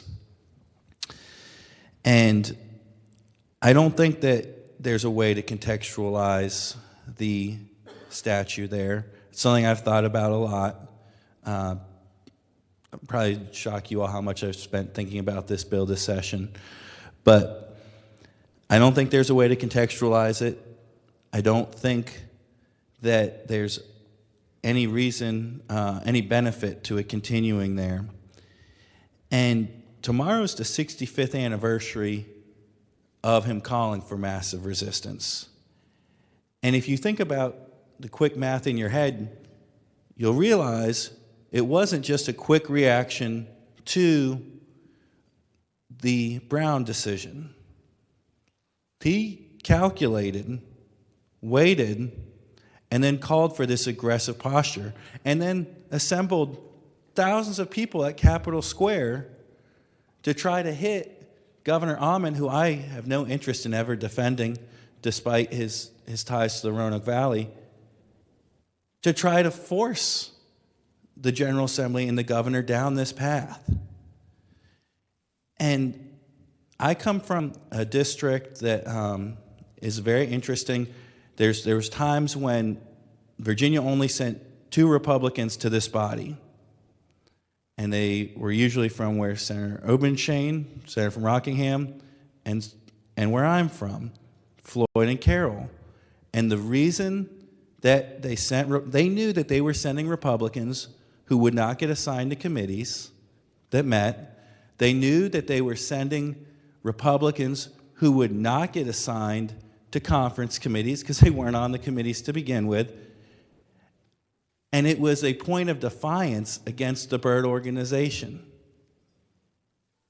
Even though they recognized it was not great for them. It was that important. He was not simply a man of his time. There were folks openly defying him in the New River Valley, the Roanoke Valley, and the Shenandoah Valley, and in several cities across the Commonwealth. But it was very hard for anyone to effectively politically oppose him because they passed a series of laws at his direction to make it virtually impossible. It's no coincidence that the Byrd organization collapses after the passage of the Voting Rights Act and the striking down of the poll tax. It all happens right there at the same time. And so I appreciate the remarks. I think I have no interest in going through a series of things. I don't want to injure folks from his area. But it was not simply a creature of his time. There were folks actively fighting him, and it took outside intervention to allow it to happen. And then Virginia chose to go very different directions on several of the things that I think they would have chosen earlier. So it's with that, I think that tomorrow being the 65th anniversary it's fitting that we take this action before then and we don't continue to honor something that should not be honored.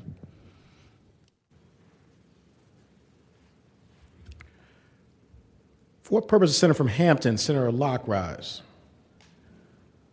Yes. Thank you, Mr. President. Mr. President, there are a few of us here in the General Assembly who call ourselves the Brown Babies. And we call ourselves that. That's Delegate McQuinn, Delegate Ward, myself, because we were born in a year of Brown versus the Board of Education. And the year that the Supreme Court decided that schools should be desegregated. And on May 17th, 1954, that day in states like Virginia and other southern states was actually called Black Monday, the day that the Supreme Court handed down that decision. And it is unfortunate that here in the Commonwealth of Virginia, an individual like Harry F. Byrd Sr. became the architect of a plan that he would coin a phrase called massive resistance. That is anything that would thwart that decision, that schools would be integrated, to the point that schools would close down and not allow an individual who sits here on the floor of this Senate to go to school, where that person still deals with the vestiges of having to have dealt with not being able to be educated because of what Harry F. Byrd Sr. decided to do as a United States Senator, because he decided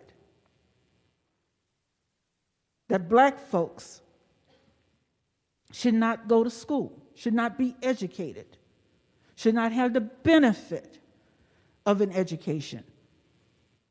This was not in the late 1700s of George Washington and Thomas Jefferson. This was not in the 1800s. This was in the 1950s that he made this decision. All other things aside, for what he did, he orchestrated massive resistance. And he does not deserve a place on Capitol Square. And with that, Mr. President, I again move passage of HB 2208.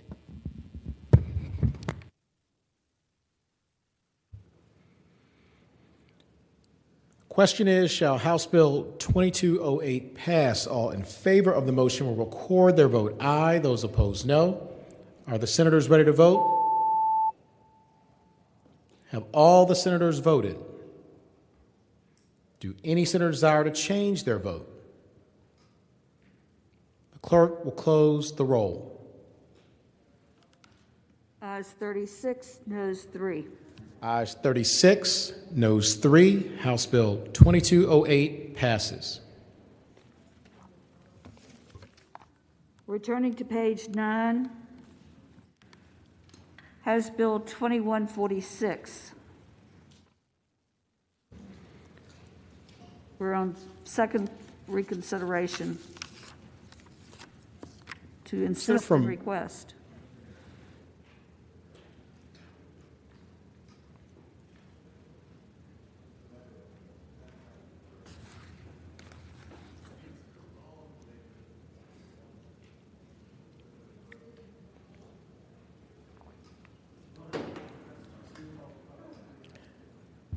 Senator from Western Fairfax, Senator Marsden. Thank you, Mr. President. I move at this time that, could this bill go by temporarily? I need to check something real quick.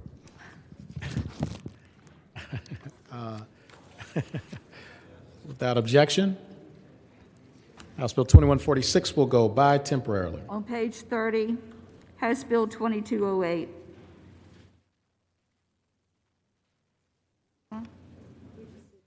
Oh, never mind, we just did that one.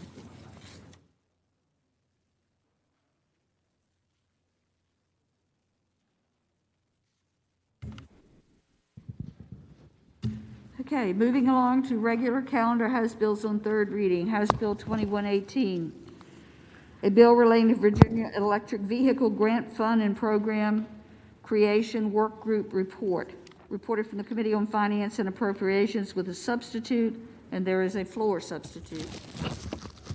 Senator from Portsmouth, Senator Lucas. Thank you, Mr. President. Mr. President, the first thing I want to do is to reject the Senate Finance substitute. Thank the senator. With the recommendation that it be rejected, the question is, shall the committee substitute be adopted? All in favor of the motion will say aye. Those opposed, no. No. The noes have it. The committee substitute is rejected. Senator from Portsmouth, Senator Lucas. Yes, sir. Mr. President, I move that we waive the reading of the floor amendment. Thank the senator. The question is, shall the reading of the floor amendment be waived? All in favor of the motion will say aye. Aye. Those opposed, no.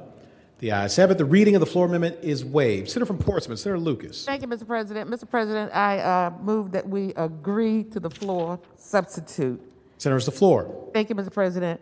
Mr. President, the floor substitute, as a matter of fact, is the bill that was a substitute to I made it a substitute to Senate Bill 1380. But what this substitute does, it restores Delegate King's bill and incorporate elements of my bill, which is Senate Bill 1380, to enable an expansion of Dominion Energy's electric school bus pilot program.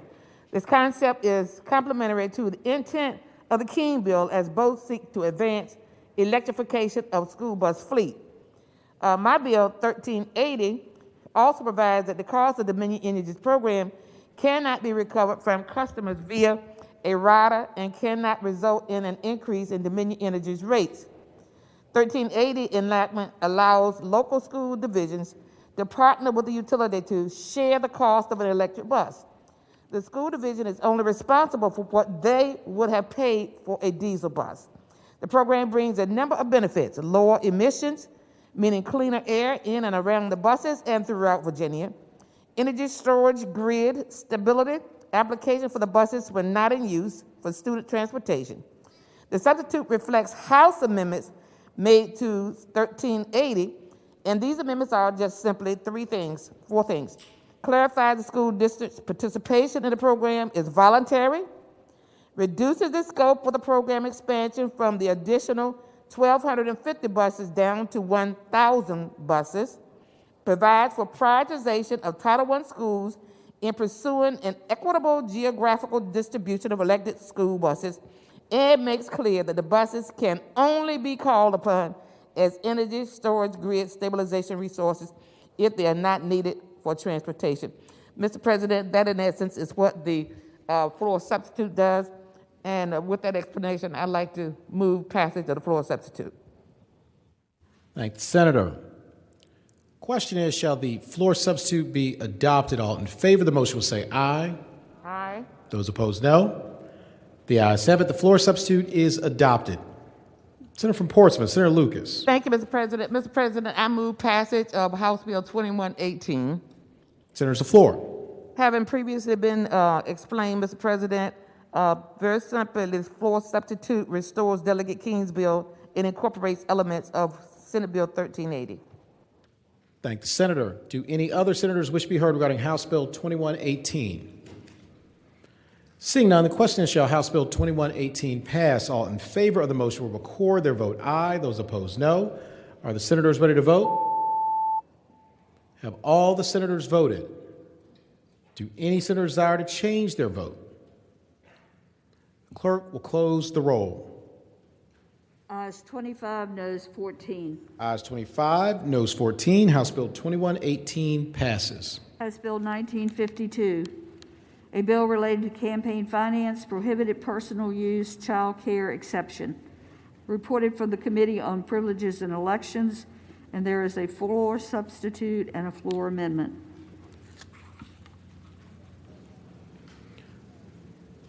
Senator from Eastern Fairfax, Senator Servell. Thank you, Mr. President. First of all, I think I'm yielding to the senator from Fauquier. Senator from Fauquier, Senator Vogel.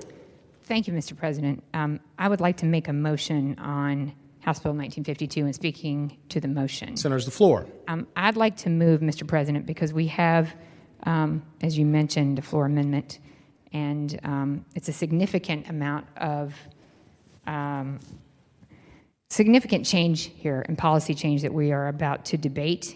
And I think, given the fact that we also have a parallel commission bill that was passed by this body, that we would be wise to vote, and I would make this motion, to recommit this to the Privileges and Elections Committee. While the commission bill is already passed, which will study the exact same issue, this bill, as it is before us, will create a whole new body of law that I believe at this juncture will be quite onerous. And the patron and I have had a discussion about this, and I think the patron's changes to this bill are well-intentioned, and certainly I think are a step in the right direction, given that it fleshes out a process, an enforcement mechanism, but I think it is a rather unwieldy at this point, and we would be very wise to consider this in P&E further. So with that, I would move that we recommit the bill to P&E. Thank you, Mr. President. Thank the Senator. Senator from Eastern Fairfax, Senator Servo. Thank you, Mr. President. Speaking to the motion. Senators, the floor. Thank you, Mr. President. Ladies and gentlemen, I think you all have had this bill now in front of you a few days, and so you've seen the text. The bill that came out of committee is quite different than the bill that was considered by the committee. And it reflects, I think, the work product that was done, I believe, in the House last year, largely, with a few changes that we made. It's definitely an area I think that we have to look at. I believe 47 states have prohibitions on the personal use of funds, and there's a strong belief, at least I have a strong belief, and I believe much of my caucus, I think a lot of us here believe that we need to have some more rules about, or clearer rules about prohibitions on the personal use of campaign funds. There's all kinds of difficulties, though, in the wording. I mean, there's a lot of words here that haven't been vetted in committee. The bill creates a process by which these complaints would be evaluated, not in courts, but by the State Board of Elections. I know there's also some concerns about the bandwidth of the State Board of Elections to deal with this, the lack of consequences for false complaints, and coincidentally, the House has this study pending where these same issues can be vetted. I mean, from my perspective, the bill the sub that you have in front of you, coupled with an additional amendment the senator from Arlington was going to make, would have sort of accomplished the same result as a re-referral to committee, because we have this reenactment clause on it, plus a referral to the study. It just seems to me like these are flip sides of the same choice, the way it's postured right now. I know the patron of the bill would prefer to see his bill go back to the House, and he could consider whether to put it in conference or let it ride to the governor at that point. That's his preference.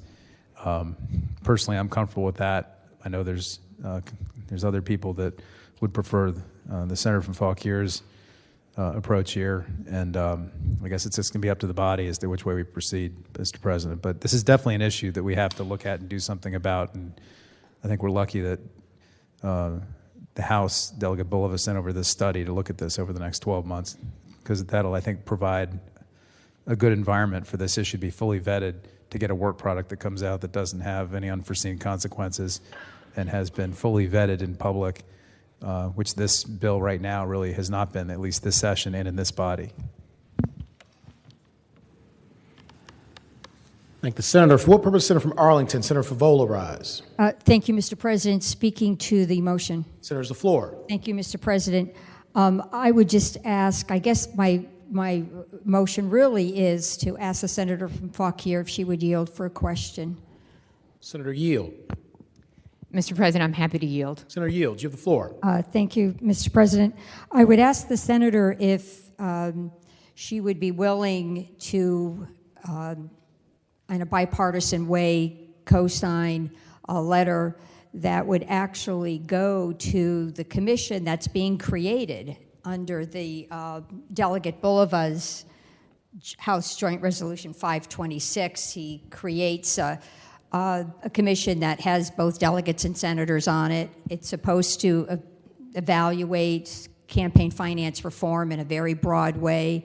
I think there are some specific issues that the senator from Eastern Fairfax raised, and I just want to make sure that the topic of campaign donations continues to move forward, that we can come up with a framework that we can adopt in a bipartisan way, because I think it's a necessary element in a democracy where our constituents demand transparency and accountability. Senator, the floor. Mr. President, I would say to the gentlelady, absolutely. And in fact, I mean no harm to the patron in making this motion. This was, in fact, my bill in a previous year. I patroned the same legislation to ban personal use of campaign funds. The critical component here is to actually get it right and not create an environment where we overwhelm the Department of Elections and, in fact, the board with an environment that crushes them with litigious and frivolous complaints that they cannot process. And in this case, I think the amended language actually moves us in the right direction with a framework that's quite helpful. But in the current environment, I'm not confident that we actually have the resources right now to actually manage what this would direct us to undertake right now. And so I would support the gentlelady's notion here that a letter is the right way to go and to encourage the commission to move in this direction. And so with that, Mr. President, I would renew my motion. Thank you, Mr. President. And with that response, I will support the motion. Thank you. Thank the Senator. For what purpose, Senator from Bath, Senator Deeds rise. To speak to the motion. Senator, the floor. Mr. President, I'm not one to stand in front of a moving train. But the reality is that for many years, our constituents have been asking us. They've read in the Washington Post stories of people who misuse their campaign funds, who use the funds for personal purposes. It's been embarrassing for all of us. And frankly, the majority of people on this floor, in my view, probably likely agree that we should limit the use of campaign or not limit, but prohibit the use of campaign funds for personal use. The bill that left the committee was fairly ambiguous. Senator Servel's floor substitute, I think, brought some definition to the subject. I'm sorry that there are many people that feel that we can't go forward with this, but I understand it's up to the will of this body. I would ask you not to send the bill back to committee. Thank the Senator. Do any other senators wish to be heard regarding the motion? Seeing none, the question is, shall the House Bill 1952 be recommitted to the Committee on Privileges and Elections? All in favor of the motion will say aye. Those opposed, no. The ayes have it. House Bill 1952 is recommitted to the Committee on Privileges and Elections. House Bill 2020, a bill relating to nomination of candidates for elected offices, restrictions on nomination methods selected by the political party. Reported for the Committee on Privileges and Elections with amendment. Senator from Bath, Senator Deeds. Mr. President, I would move the bill pass and speak to that. Senator, do you want to move the committee amendment first? Move the committee amendment, yes. Thank the Senator. The question is, shall the committee amendment be adopted? All in favor of the motion will say aye. Aye. Those opposed, no. The ayes have it. The committee amendment is adopted. Senator from Bath, Senator Deeds. Now I would move that the bill pass as amended. Senators, the floor. Ladies and gentlemen of the Senate, this bill is identical to one that the senior senator from Virginia Beach introduced in 2018 that was defeated on the floor of the Senate with one addition, and that's contained in the amendment. The bill says that the political parties shall allow overseas service people or service people in general to participate in their nominating process. I think the bill died in 2018 because this view in the Senate was that the state should not be telling the political parties how to run their processes. And I agree with that. But the amendment says that the people who participate have to otherwise be eligible under the party rules to participate.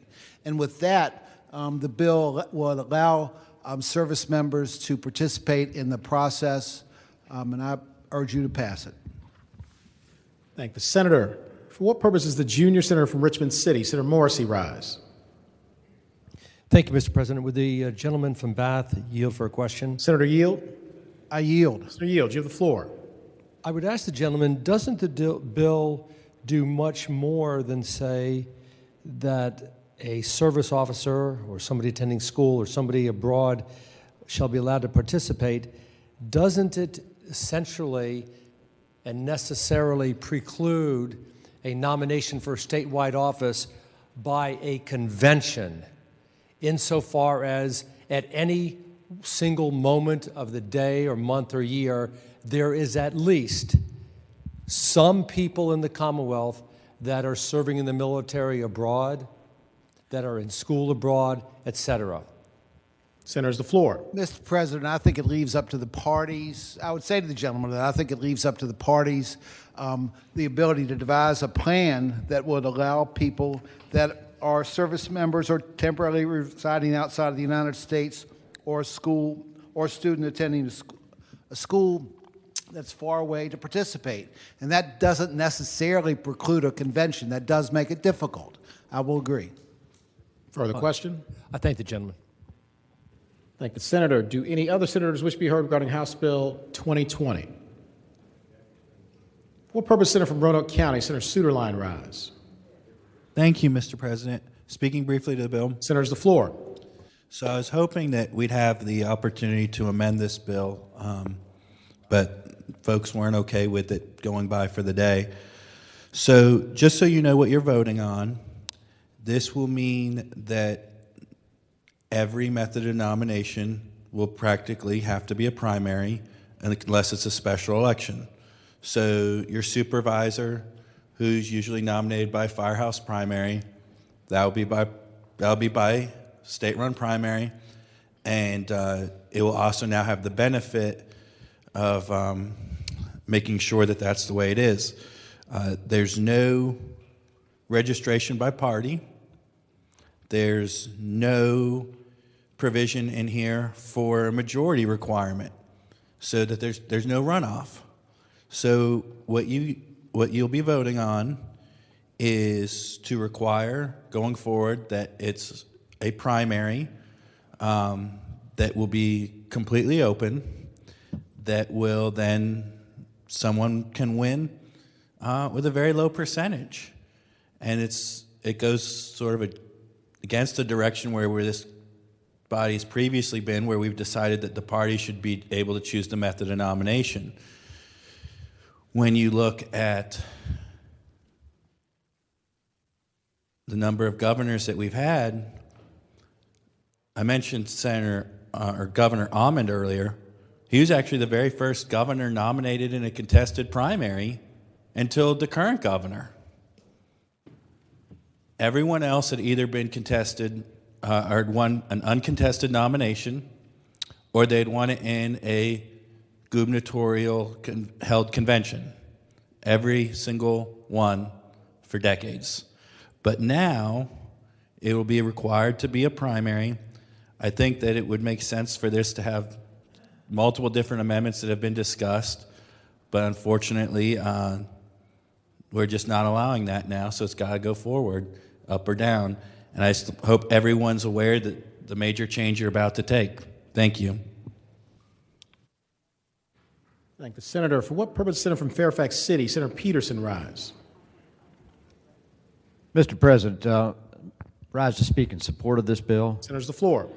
Mr. President, members of the Senate, I rarely disagree with my colleague from Roanoke County, especially when he has referenced so many historical figures and somehow left out Andrew Pickens Miller.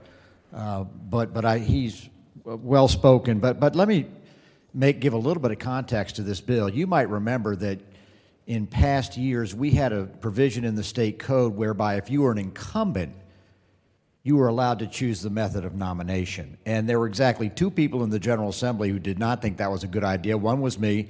The other was the predecessor for the gentleman of Roanoke. And it turned out it was unconstitutional. The judge struck it down, and we never tried to put it back in. But to me, the flip side was if you're going to have a contested nomination, it ought to be a nomination process which is available to all the voters. And I don't know about y'all, but I've had my differences with political committees back home. We all do it at different times, and of course they control the nominating process, but we represent the voters. And I think this is a good bill. It's a good check to make sure those voters get to participate, not people that can manipulate the process to get their own favorites in place. So this bill just simply says, at the end of the day, we're going to have a primary. You bring your people out, the other people bring their people out, and we see who's got more people. I think that's how democracy is supposed to work. Now, as I reach for my Zarf, which is right here by my, I get $10 for that. I just ask that you pass the bill. Thank you. Thank the senator. For what purpose, Senator from Fauquier, Senator Vogel rise? Thank you, Mr. President. It's with great trepidation I rise again to speak today, but Senator, it's the floor. thank you, Mr. President. I just would like to speak to the motion and make a clarification. There was reference made to the fact that every nomination would have to be a state-run nomination process, and I'd like to clarify that under this bill, that would not be the case. A local nomination could still be a firehouse primary or a canvass, so long as everybody has the opportunity to participate equally, and in this case, our military or those who are disabled, as long as there's an opportunity for them to participate with some kind of an absentee ballot, you can still have a firehouse primary or canvass. And so I just wanted to make that clear and to associate my remarks with the senator from Fairfax, whom I believe makes a very good point, and that is we are accountable to all of our constituents who wish to participate. And I receive countless emails from constituents of mine who communicate with me around the time of these nomination processes and who say, I would participate, but for the fact that I have to drive to X location. And there's a lot of merit in that, and I think a process that is more participatory than not is certainly more fair. Thank you, Mr. President. Thank the senator. For what purpose is the junior senator from Richmond City, Senator Morrissey, rise? Thank you, Mr. President. Mr. President, would the gentleman from Roanoke County yield for one quick question? Senator Yield? Yes, sir. Senator Yield, you have the floor. Would the gentleman explain to the body what he meant when he said by passing this particular House bill, there would be his words, lower percentage, or it could produce a lower percentage of people turning out in an election? Senator, the floor. Sure, Mr. President. That's not what was intended to be said. What was being discussed was that the requisite amount to win a nomination would be lower. And so by turning it to only party-run, or by removing the possibility of party-run processes, which allow for majoritarian requirements for victory, while also not allowing a runoff, like other states that do have a majoritarian requirement, what we are basically ensuring that you will have a number of districts. It will affect statewide races too, but there will be a number of districts in which the nomination process produces someone with a very high likelihood of winning the general election, and it will be a state-run primary, and with as many candidates, you will have people essentially winning in the 20s when you have a full field, because there's no majoritarian requirement. I thank the gentleman. Speaking very briefly, Mr. Senator, the floor. I hope the body supports this measure. And echoing something that the senator from Fairfax City said a moment ago, let's be clear about the history of this. It wasn't until a federal district court judge ruled that giving the incumbent the power to decide primary or convention was wrong, that we switched to an equal evil, giving the party the power to decide whether it should be a convention or a primary, irrespective of whether it was statewide, House of Delegates race, state Senate race. That allowed for party mischief. And I'll just say two words: delegate peace. As the senator from James City's antennas just went up. Now, with that said, what this does, it is the practical effect of this bill is to have primaries to determine the winner, whether it's statewide, district-wide, et cetera. That allows for the greatest number of people to participate. It allows for those students abroad, military officials abroad, those people that are disabled to participate. It allows for the greatest number of people to participate in a democracy.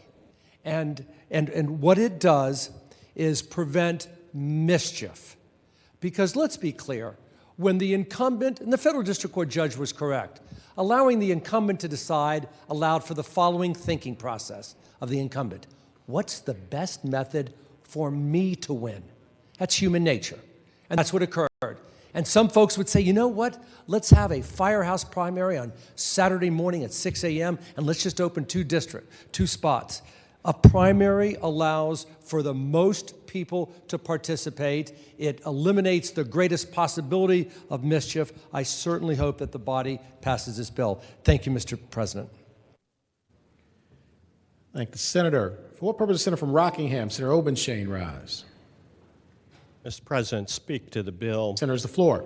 Mr. President, members of the Senate, I wasn't going to say anything, but in light of the invocation of the incumbent protection law in support of this bill, I just can't resist.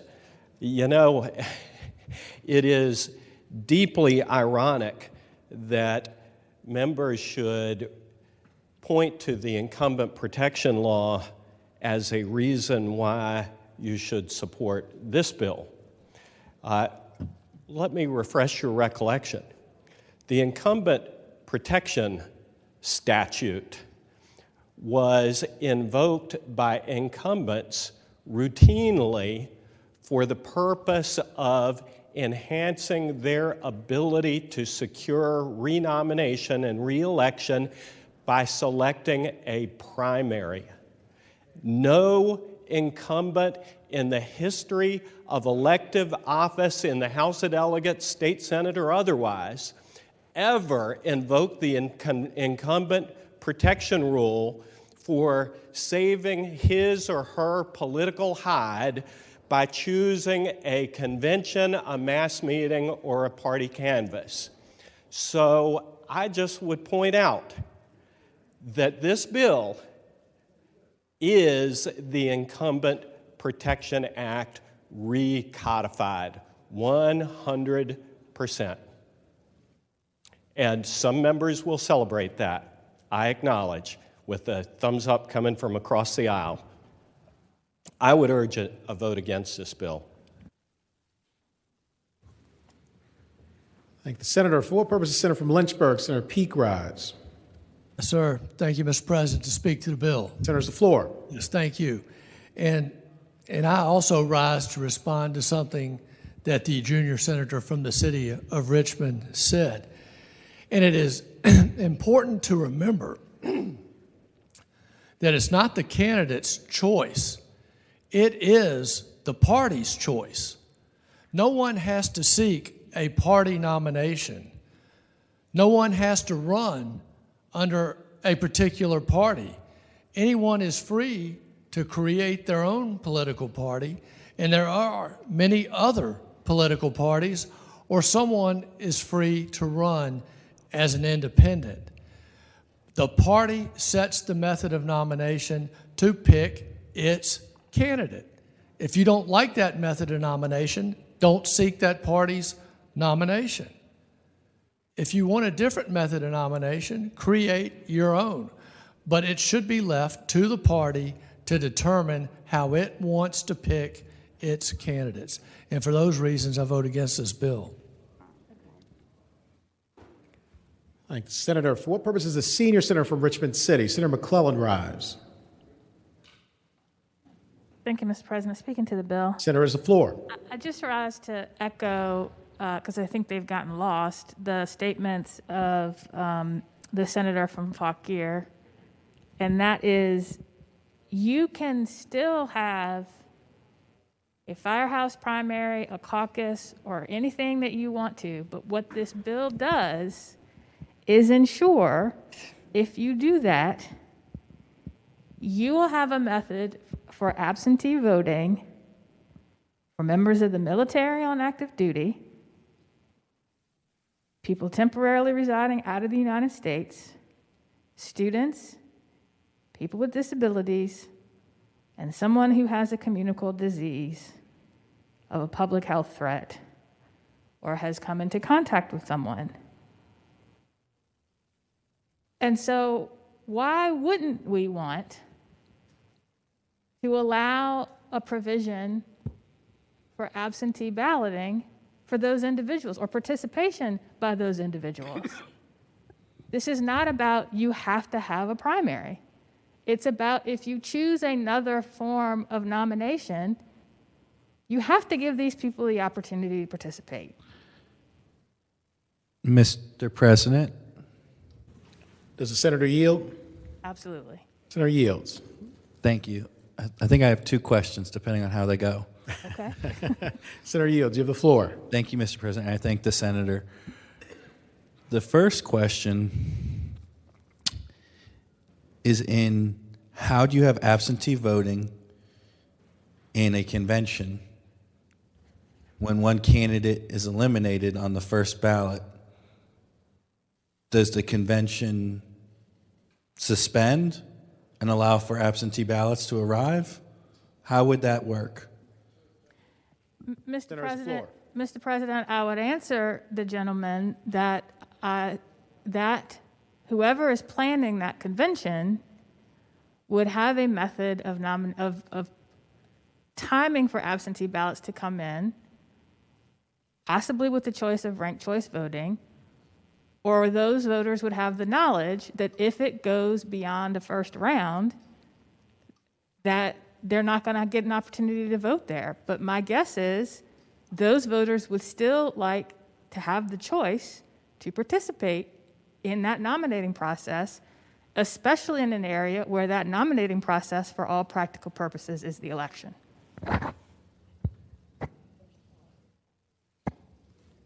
Mr. President, I'd also answer, technology is a wonderful thing that allows people to participate in conventions virtually, as I did at least twice this summer. Further question? Yes, if the senator Senator yield. I'll yield. Senator yields, you have the floor. Thank you, Mr. President. I thank the senator for the answer, but it seems that if they had to operate under the knowledge that they would not be able to participate on subsequent ballots, that would throw out the process. But my other question, which I'm tempted to ask, who would agree to actually be responsible in a local party to accept the absentee ballots in one of these things? But my actual question is, why should this not also be the situation for primary or for special elections? Senator's the floor. Mr. Chair, I would respond that in a perfect world, this would be the process for a special election. Many times, special election nomination processes occur extremely fast, and there may not be the opportunity to have an absentee voting mechanism put in place. And for most people, half a loaf is better than none. Further question? Was she continuing? Senator still had the floor. You yielded for the questions. Does the senator want to continue? I thought I answered, unless I forgot. No, sorry, Senator. You have the floor, so you can continue Oh, speaking if you'd like. Thank you, Mr. President. Thank you, Senator. And so, just to reiterate, all this is saying is if you do a nominating process other than a primary, you need to give these people an opportunity to participate. It is not rocket science. It is something that technology allows to happen. It is something that planning and organization allows to happen. And in areas where the nominating contest is the general election for all practical purposes, We owe it to everyone, but particularly these individuals articulated in the bill, the opportunity to participate. I ask you vote for the bill. Thank the senator. For what purpose, Senator from King George, Senator Stewart, rise? Speak to the bill, Mr. President. Senator's the floor. Thank you, Mr. President. Members, you know, I served for 8 years in the United States Marine Corps, and it was one of the proudest times that I ever had in my life. It did more for me as an individual than I ever did for this country, but I wasn't able to participate in some of these contests, and that bothers me. There are people who are disabled. There are others who cannot come out and participate. I just had a letter from a gentleman who was about 75 years old, a Republican, had worked for multiple Republican candidates on the eastern side of Virginia all of his life, and he was completely frustrated because he felt like our party was excluding him from the process of nominating statewide candidates. Now, I wish this bill went a little farther. I wish it said elderly people who can't get out. You've got to make accommodations for them too. And I don't understand for the life of me why we in a democracy want to exclude the participation of people in that democracy. And that's all this bill says. It's an anti-discrimination bill. You cannot set up barriers for people to vote or participate in a nominating contest. However you decide to do that nominating contest, it doesn't say what kind you have to have. It just says you have to allow all these folks to vote. It is what our democracy is about, and I hope that everyone will support this bill. Thank the senator. For what purpose, Senator from Eastern Fairfax, Senator Surville, rise? Speaking to the bill. Senator's the floor. Thank you, Mr. President. Ladies and gentlemen, the reason you don't have this method, the reason special elections are excluded is because special elections happen real fast. And I'm talking real fast for the most part. Not always, but real fast. The one we just had in the second House district, I understand not all of them do, but the one we just had in the second House district, they had to have I believe the candidate's name is required to be submitted to the State Board of Elections within 10 days of the issuance of a writ of election. And that means that you have 10 days to get your candidate nominated. It is a practical matter, pretty much impossible to guarantee participation when you have 10 days to set up a nomination process.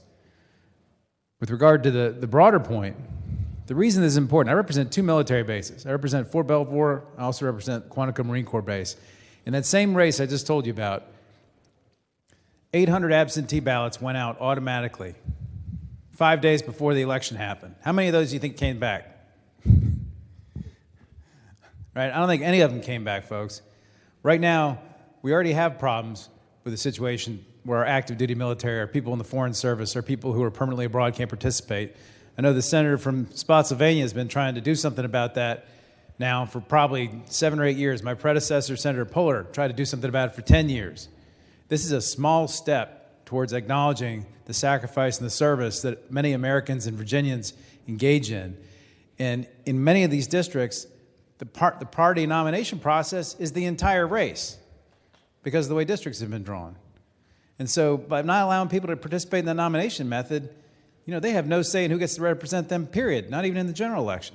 So, Mr. President, this bill goes a long way towards takes a small step towards where we need to go more long term as our technology improves. I would hope we could pass it. Thank the senator. For what purpose, Senator from James City County, Senator Norman, rise? Thank you, Mr. President. I was wondering if the gentleman from Eastern Fairfax would be so generous to yield for a question. Will the senator yield?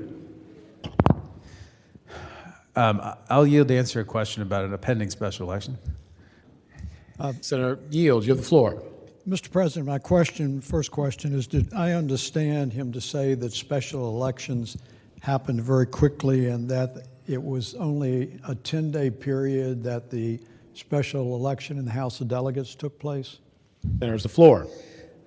No, Mr. President, I think he partly heard me correctly and partly heard me incorrectly. First thing what I would say is that the nomination process in special elections takes place very quickly because I believe by state law you have to nominate your candidates within 10 days. The writ of election is issued by a judge or when the governor issues whatever he issues. That part happens real fast. The special election piece of it, it depends. Sometimes it's sooner, sometimes it's later. Mr. President, further question? if the gentleman would be so kind to yield for a follow-up question. Senator Yield. I'll yield. Senator Yield, you have the floor. I apologize to the gentleman because I don't read the dominant paper that comes out of Northern Virginia. Can you remind me how much time passed between when the party nomination actually took place and the election to fulfill that vacancy took place? Senator's the floor. If the senator's talking about the 2nd House District, the nomination probably took place in about 7 days, 5 days, 7 days, something like that. I believe. We had a contested firehouse primary.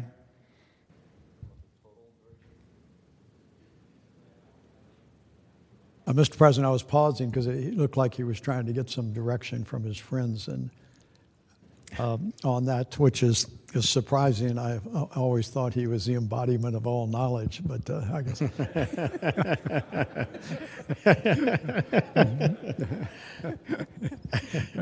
It's a good thing, Mr. President, that the senator from Eastern Fairfax is tolerant of my perverse sense of humor.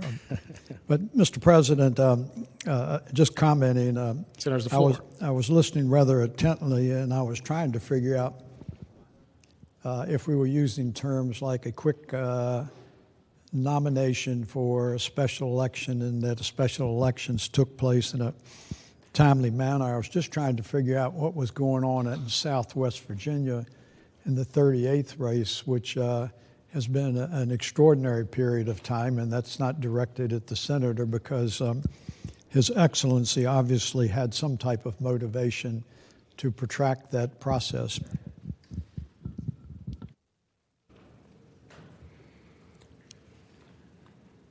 Do any other senators wish to be heard regarding House Bill 2020? Seeing none, the question is, shall House Bill 2020 pass? All in favor of the motion will record their vote aye. Those opposed, no. Are the senators ready to vote? Have all the senators voted? Do any senators desire to change their vote? Clerk will close the roll. Ayes 29, noes 10. Ayes 29, noes 10. House Bill 2020 passes. House Bill 2030, a bill relating to neonicotinoid pesticides civil penalty. Excellent. Senator from Fairfax City, Senator Peterson. Thank you, Mr. President. There should be a floor amendment distributed.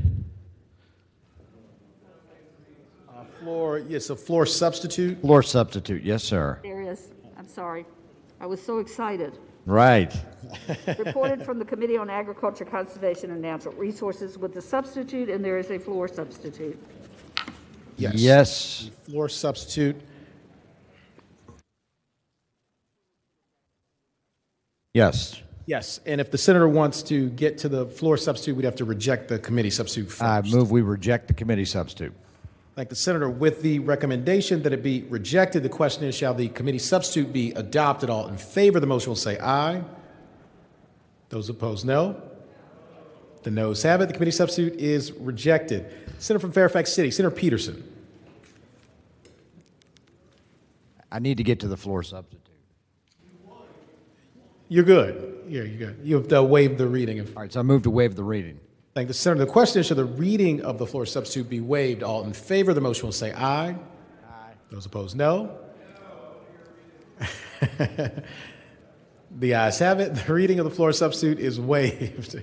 Senator from Fairfax City, Senator Peterson. All right. Mr. President, I move the passage of the floor substitute and speak to the motion. Senator's the floor.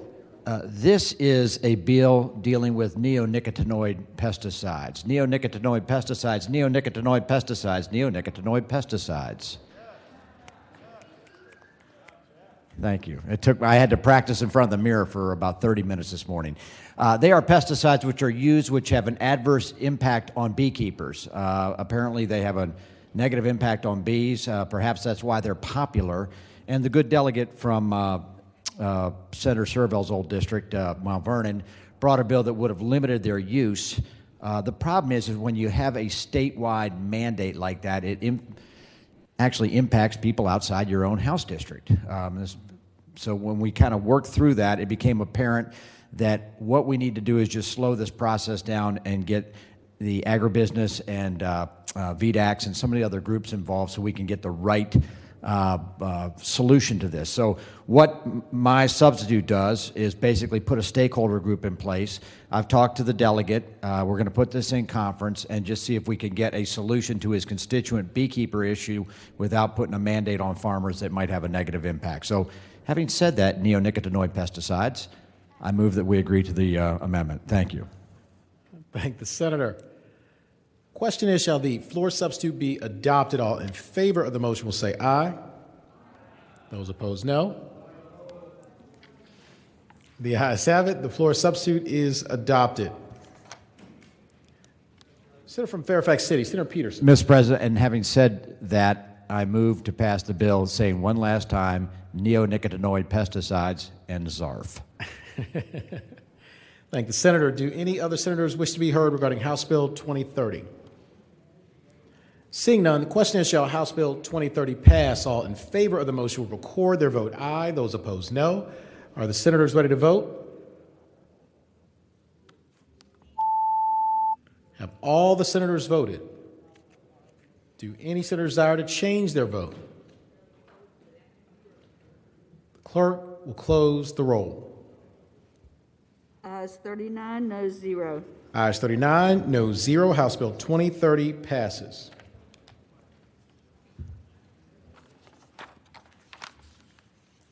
House Bill 2198, a bill relating to local elections for governing bodies, elections for school boards, qualification of voters. Reported from the Committee on Privileges and Elections. Senator from Bath, Senator Deeds. Mr. President, I would move that this bill pass, but as I recall yesterday when we carried this bill by for the day, there was still a pending request of you for some advice, and I don't know whether that's still pending or not. It is still pending. If the senator wants to move to have this either go by temporarily or for the day, we're still conferring.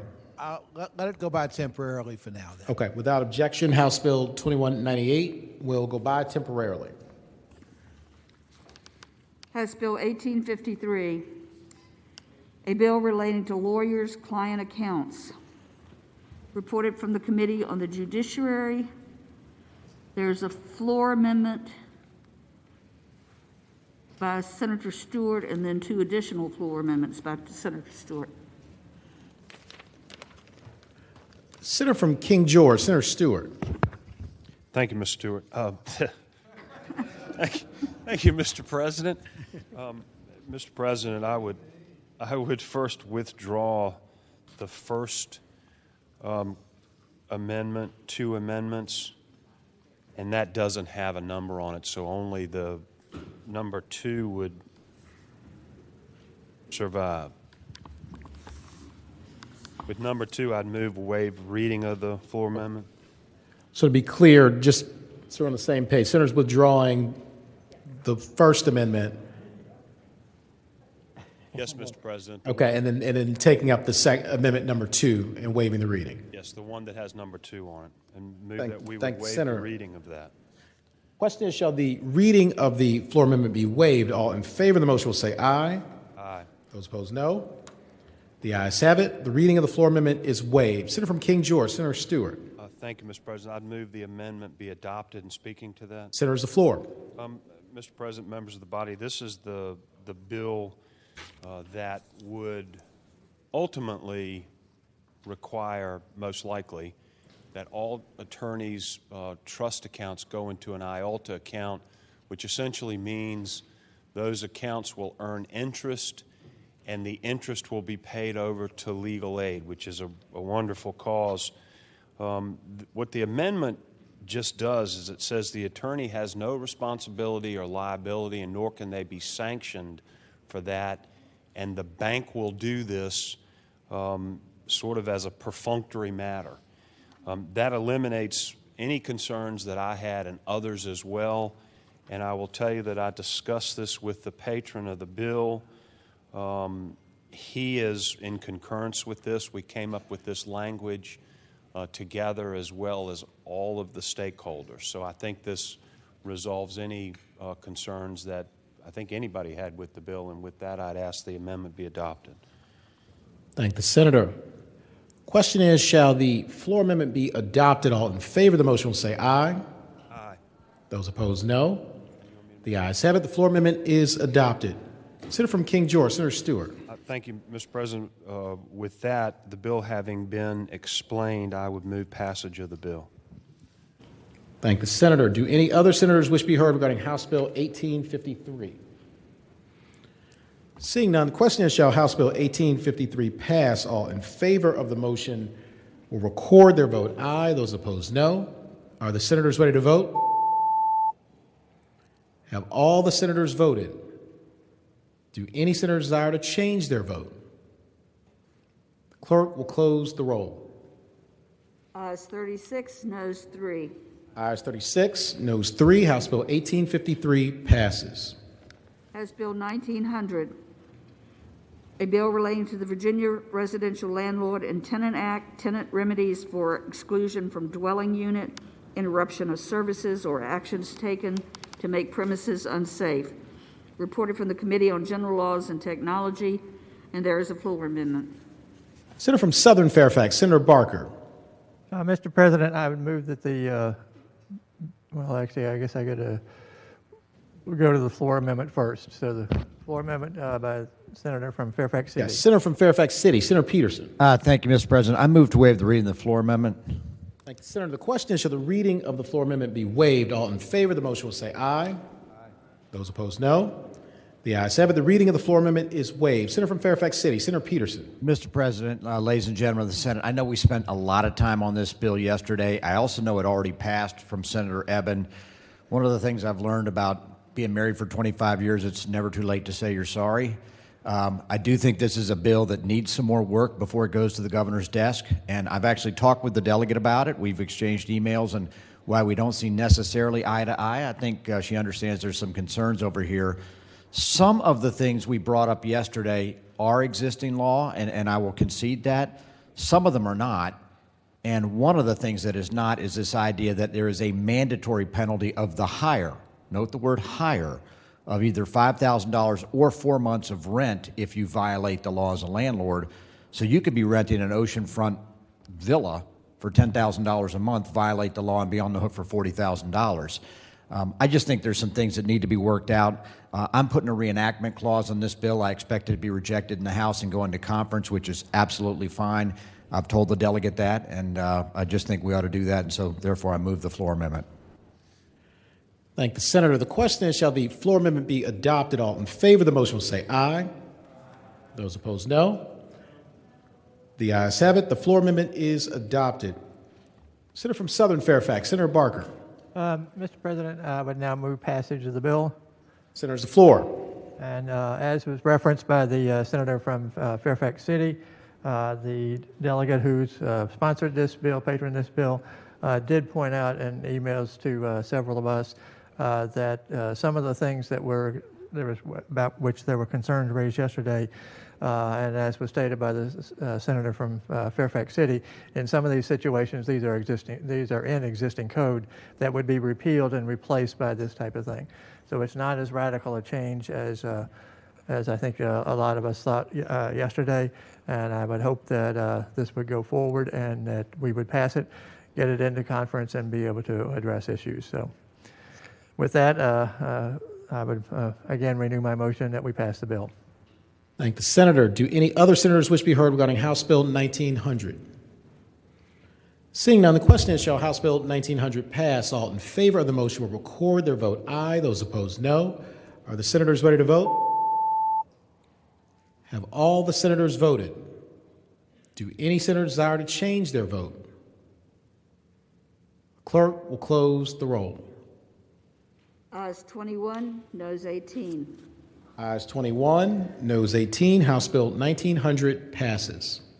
House Bill 1908, a bill relating to the Virginia Residential Landlord and Tenant Act, non-compliance with rental agreement, prohibition on using negative credit information that arose during a closure of the United States government against certain applicants for tenancy penalty.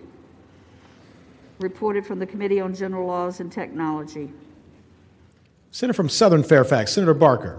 Mr. President, I move passage of the bill and speaking to the bill. Senator's the floor. Mr. President, this was also one of the ones that took a little time yesterday before we passed it by for the day.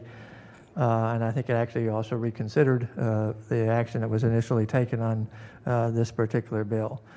This addresses issues and sort of builds upon what legislation that the Senator from Prince William had in on a temporary sunset basis previously about impact of closure of the federal government and what it does in terms of situations, in terms of people being able to maintain their rent payments.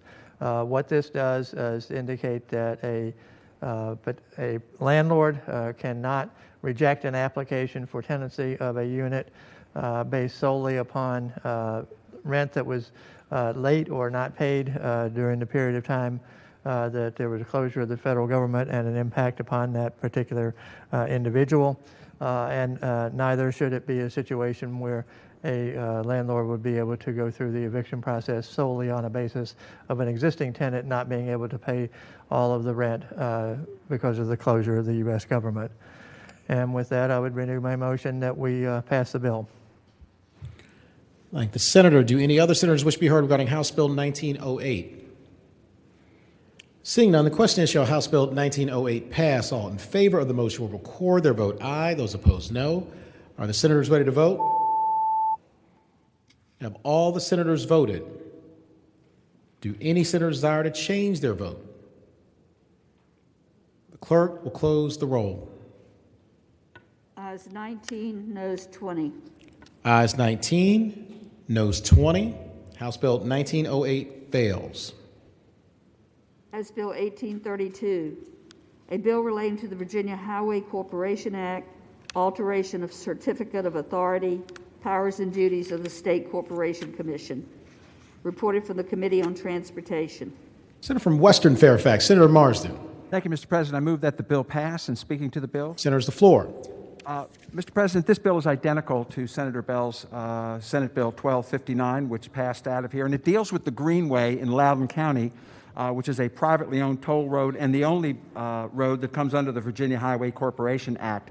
It requires any application for a transfer, extension, or amendment of a certificate of authority issued under the Virginia Highway Corporation Act to include information demonstrating the financial fitness of the entity applying to operate the roadway.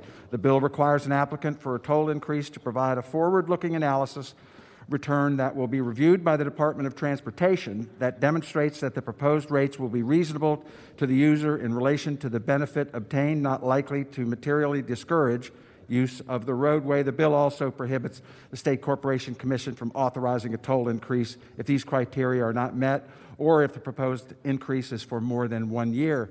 And with that, I reiterate that the bill pass.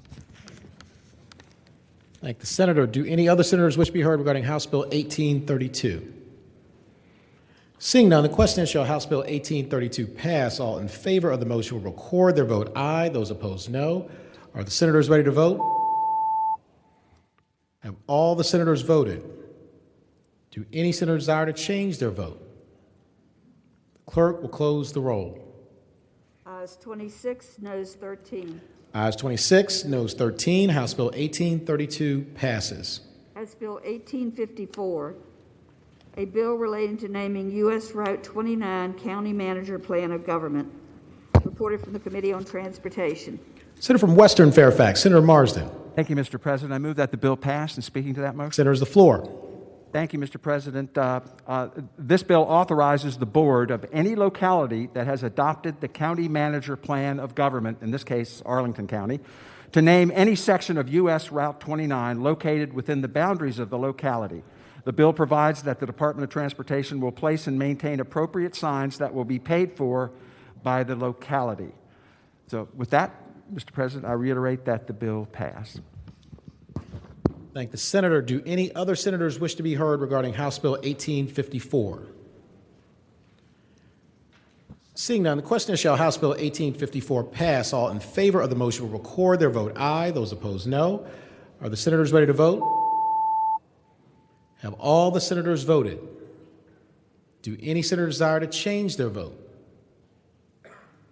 The clerk will close the roll. Ayes 22, noes 17. Ayes 22, no 17. House Bill 1854 passes.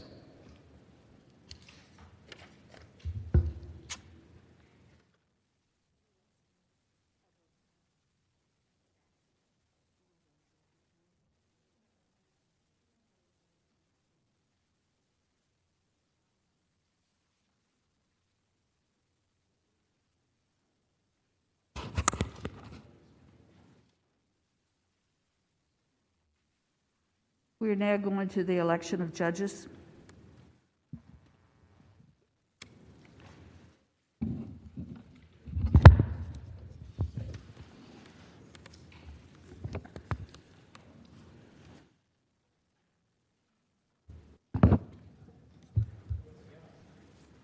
Chair recognizes the senator from Roanoke City, Senator Edwards. Mr. President, I move that the rules be suspended, the Committee on the Judiciary be discharged from further consideration of the resolution, the readings of the title be waived, and the House Joint Resolution number 5003 be taken up for immediate consideration. Thank the senator. The question is, shall the rules be suspended, the Committee on the Judiciary be discharged from further consideration of the resolution, the readings of the title be waived, and House Joint Resolution number 5003 be taken up for immediate consideration. All in favor of the motion will record their vote aye. Those opposed, no. Are the senators ready to vote? Have all the senators voted? Do any senators desire to change their vote? The clerk will close the roll. Ayes 39, noes 0. Ayes 39, no 0. The rules are suspended to take up the resolution for immediate consideration. The chair recognizes the senator from Roanoke City, Senator Edwards. Mr. President, I move that the resolution be agreed to. The question is, shall the resolution be agreed to? All in favor of agreeing to the resolution will record their vote aye. Those opposed, no. Are the senators ready to vote?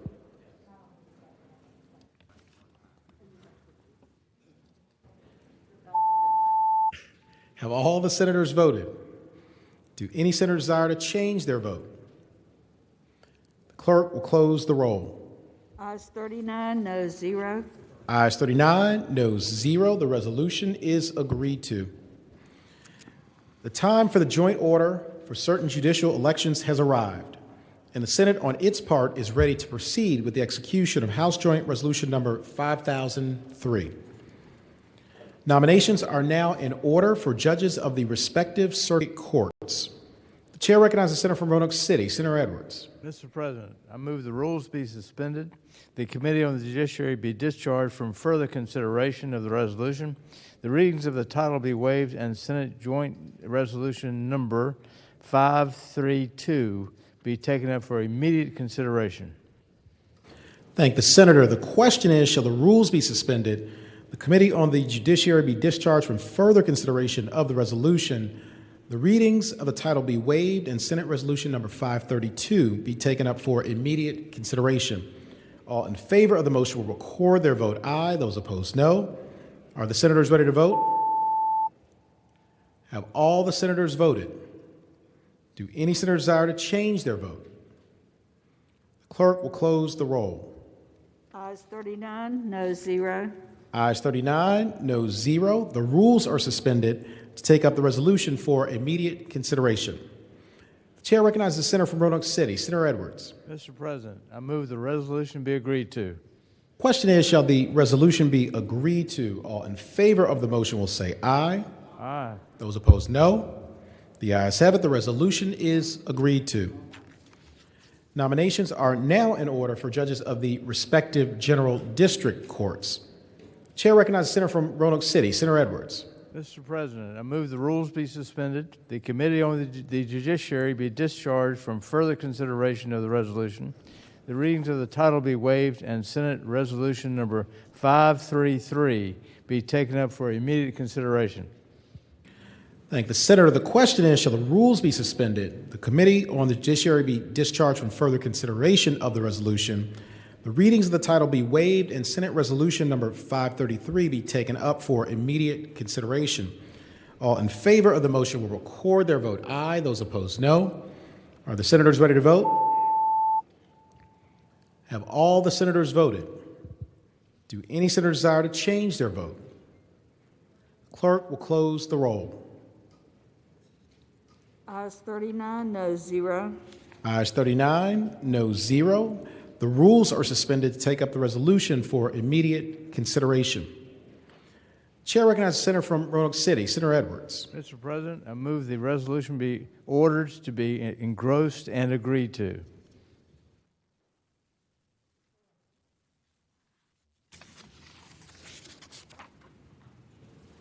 Question is, shall the resolution be ordered to be engrossed and agreed to? All in favor of the motion will say aye. Aye. Those opposed, no. The ayes have it. The resolution is ordered to be engrossed and agreed to. Nominations are now in order for judges of the respective juvenile and domestic relations district courts. The chair recognizes the senator from Roanoke City, Senator Edwards. Mr. President, I move the rules be suspended, the Committee on the Judiciary be discharged from further consideration of the resolution, the readings of the title be waived, and Senate Resolution number 534 be taken up for immediate consideration. The question is, shall the rules be suspended, the Committee on the Judiciary be discharged from further consideration of the resolution, the readings of the title be waived, and Senate Resolution number 534 be taken up for immediate consideration? All in favor of the motion will record their vote aye. Those opposed, no. Are the senators ready to vote? Have all the senators voted? Do any senators desire to change their vote? The clerk will close the roll. Ayes 39, no 0. Ayes 39, no 0. The rules are suspended to take up the resolution for immediate consideration. The chair recognizes the senator from Roanoke City, Senator Edwards. Mr. President, I move the resolution be agreed to. Question is, shall the resolution be agreed to? All in favor of the motion will say aye. Aye. Those opposed, no. The ayes have it. The resolution is agreed to. Nominations are now in order for a member of the Judicial Inquiry and Review Commission. The chair recognizes the senator from Roanoke City, Senator Edwards. Mr. President, I move the rules be suspended, the Committee on the Judiciary be discharged from further consideration of the resolution, the readings of the title be waived, and Senate Resolution number 535 be taken up for immediate consideration. The question is, shall the rules be suspended, the Committee on the Judiciary be discharged from further consideration of the resolution, the readings of the title be waived, and Senate Resolution number 535 be taken up for immediate consideration? All in favor of the motion will record their vote aye. Those opposed, no. Are the senators ready to vote? Have all the senators voted? Do any senators desire to change their vote? The clerk will close the roll. Ayes 38, no 0. Ayes 38, no 0. The rules are suspended to take up the resolution for immediate consideration. Chair recognizes the senator from Roanoke City, Senator Edwards. Mr. President, I move the resolution be agreed to. Question is, shall the resolution be agreed to? All in favor of agreeing to the resolution will say aye. Aye. Those opposed, no. The ayes have it. The resolution is agreed to.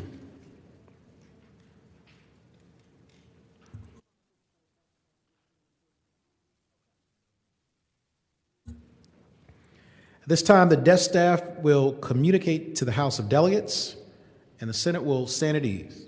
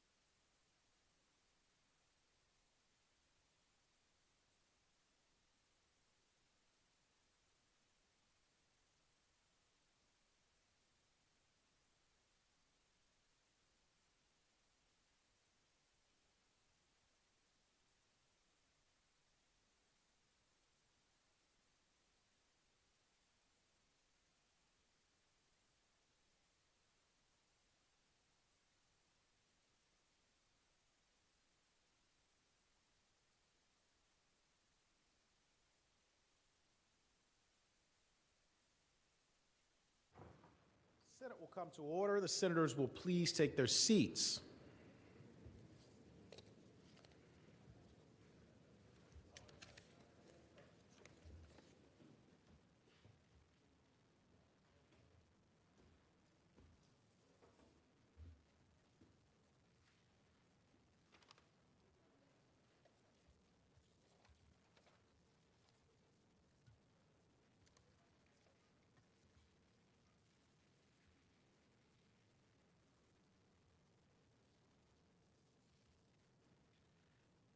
Pursuant to the joint order, it is now in order that the rolls be called. All in favor of the nominees of the Senate as named by Senate Resolution number 532 to be judges of the respective circuit courts will record their vote aye. Those opposed, no. Are the senators ready to vote? Have all the senators voted? Do any senators desire to change their vote?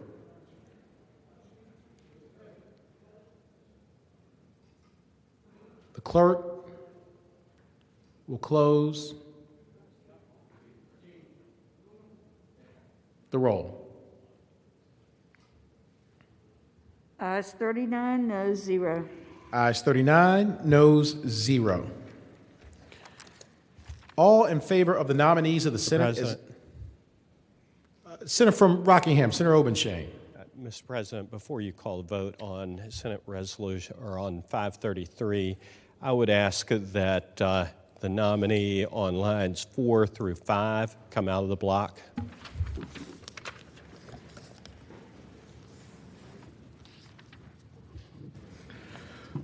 Without objection, the nominee on lines 4 through 5 will be removed from the block.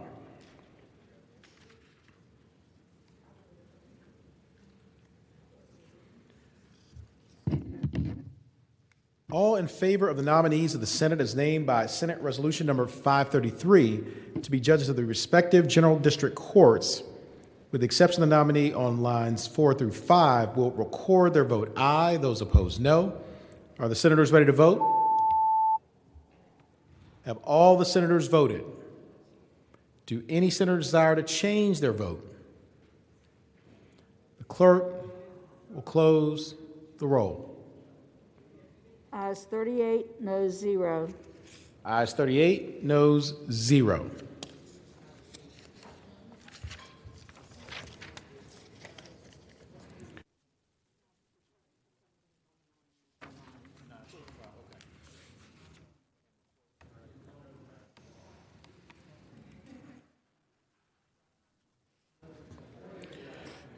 Question is, all in favor of the nominee of the Senate on lines 4 through 5 of Senate Resolution number 533 to be a judge of the respective general district court will record their vote aye. Those opposed, no. Are the senators ready to vote? Have all the senators voted? Do any senator desire to change their vote? Clerk will close the roll. Ayes 31, noes 0. Ayes 31, noes 0. Mr. President. Senator from Fauquier, Senator Vogel. Mr. President, having voted on the prevailing side by which we passed Senate Resolution 533 in its entirety, could we please reconsider that vote so that someone could vote? Because someone behind me might have been asleep at the switch.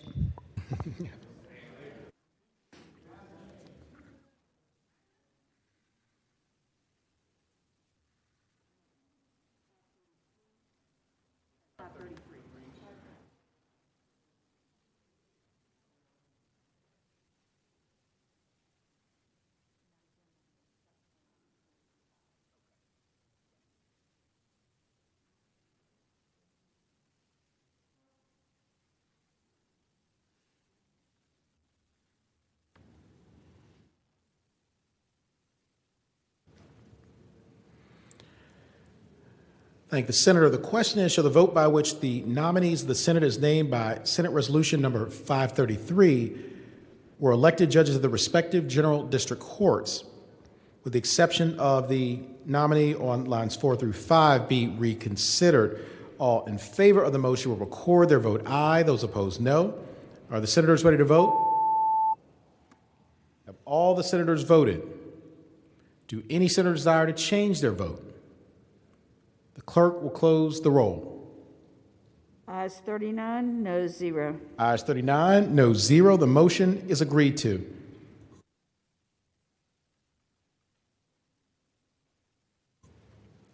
All in favor of the nominees of the Senate as named by Senate Resolution number 533 to be judges of the respective general district courts, with the exception of the nominee on lines 4 through 5, will record their vote aye. Those opposed, no. Are the senators ready to vote? Have all the senators voted? Do any senator desire to change their vote? The clerk will close the roll. Ayes 39, noes 0. Ayes 39, noes 0.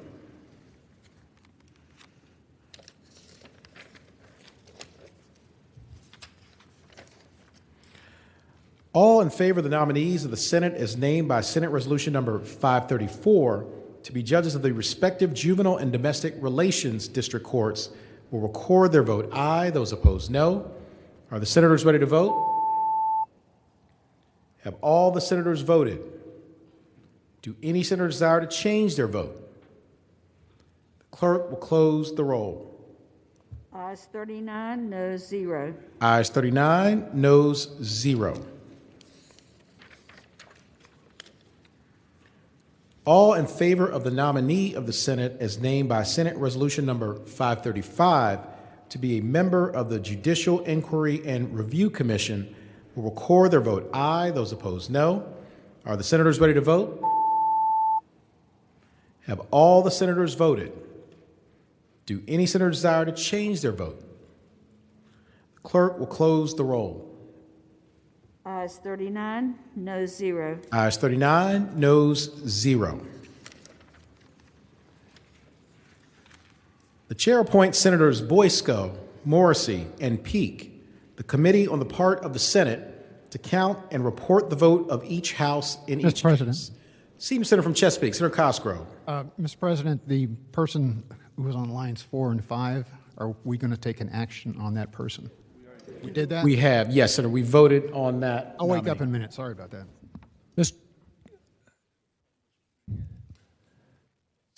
Sorry, that nominee, the vote was 31 to nothing. Thank the senator. Senator from Lynchburg, Senator Peake. Mr. President, I am about to be on pressing personal business. Can we appoint someone in my stead? Yes.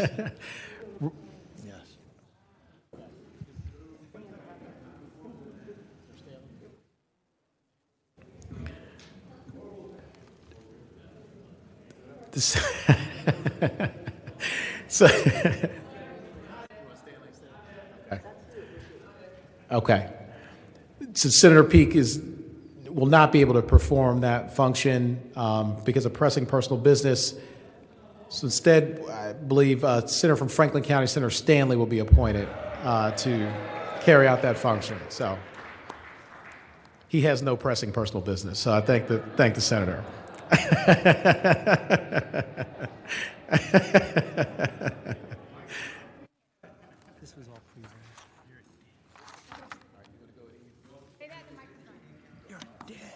And the Senate will stand at ease.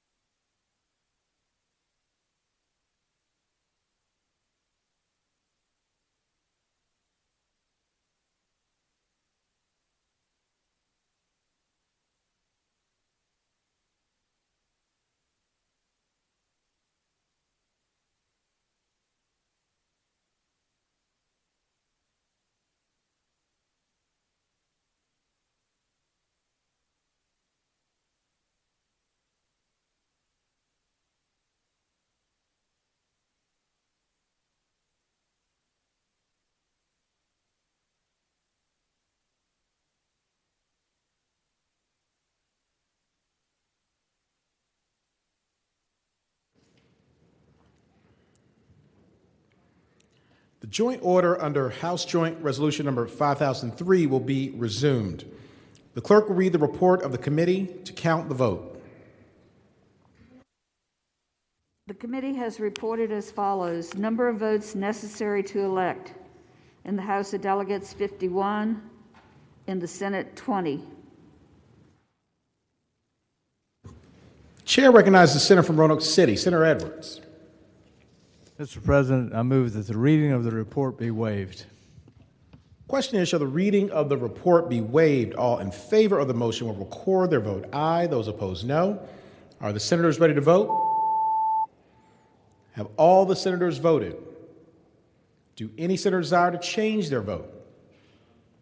The clerk will close the roll. Ayes 35, noes 0. Ayes 35, no 0. The reading of the report is waived. Returning to the calendar, page. What? Those named in the report as having received the vote of a majority of the members elected to each House of the General Assembly are declared duly elected as judges of the respective circuit courts, general district courts, and juvenile and domestic relations district courts, and as a member of the Judicial Inquiry and Review Commission for the terms that have been set forth. No nominee having received the vote of a majority of the members elected to each House of the General Assembly, no election has resulted for the office of a judge of the General District Court of the 12th Judicial Circuit for a term of 6 years, commencing April 1st, 2021.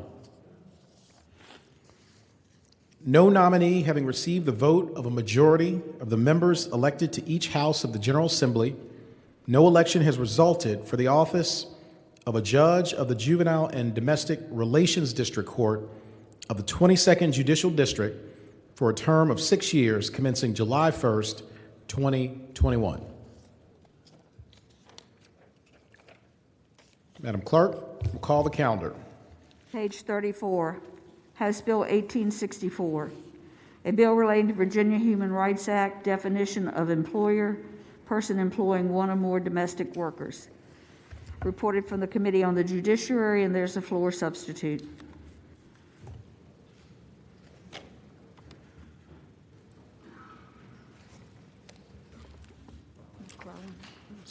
Senior Senator from Richmond City, Senator McClellan.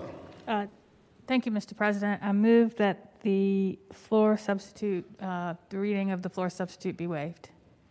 Senator, the question is, should the reading of the floor substitute be waived? All in favor of the motion will say aye. Aye. Those opposed, no. The ayes have it. The reading of the floor substitute is waived. Senior Senator from Richmond City, Senator McClellan. Thank you, Mr. President. I move the floor substitute. And speaking to that. Senator's the floor. Thank you, Mr. President. This is the bill that extends the protections of the Human Rights Act to domestic workers.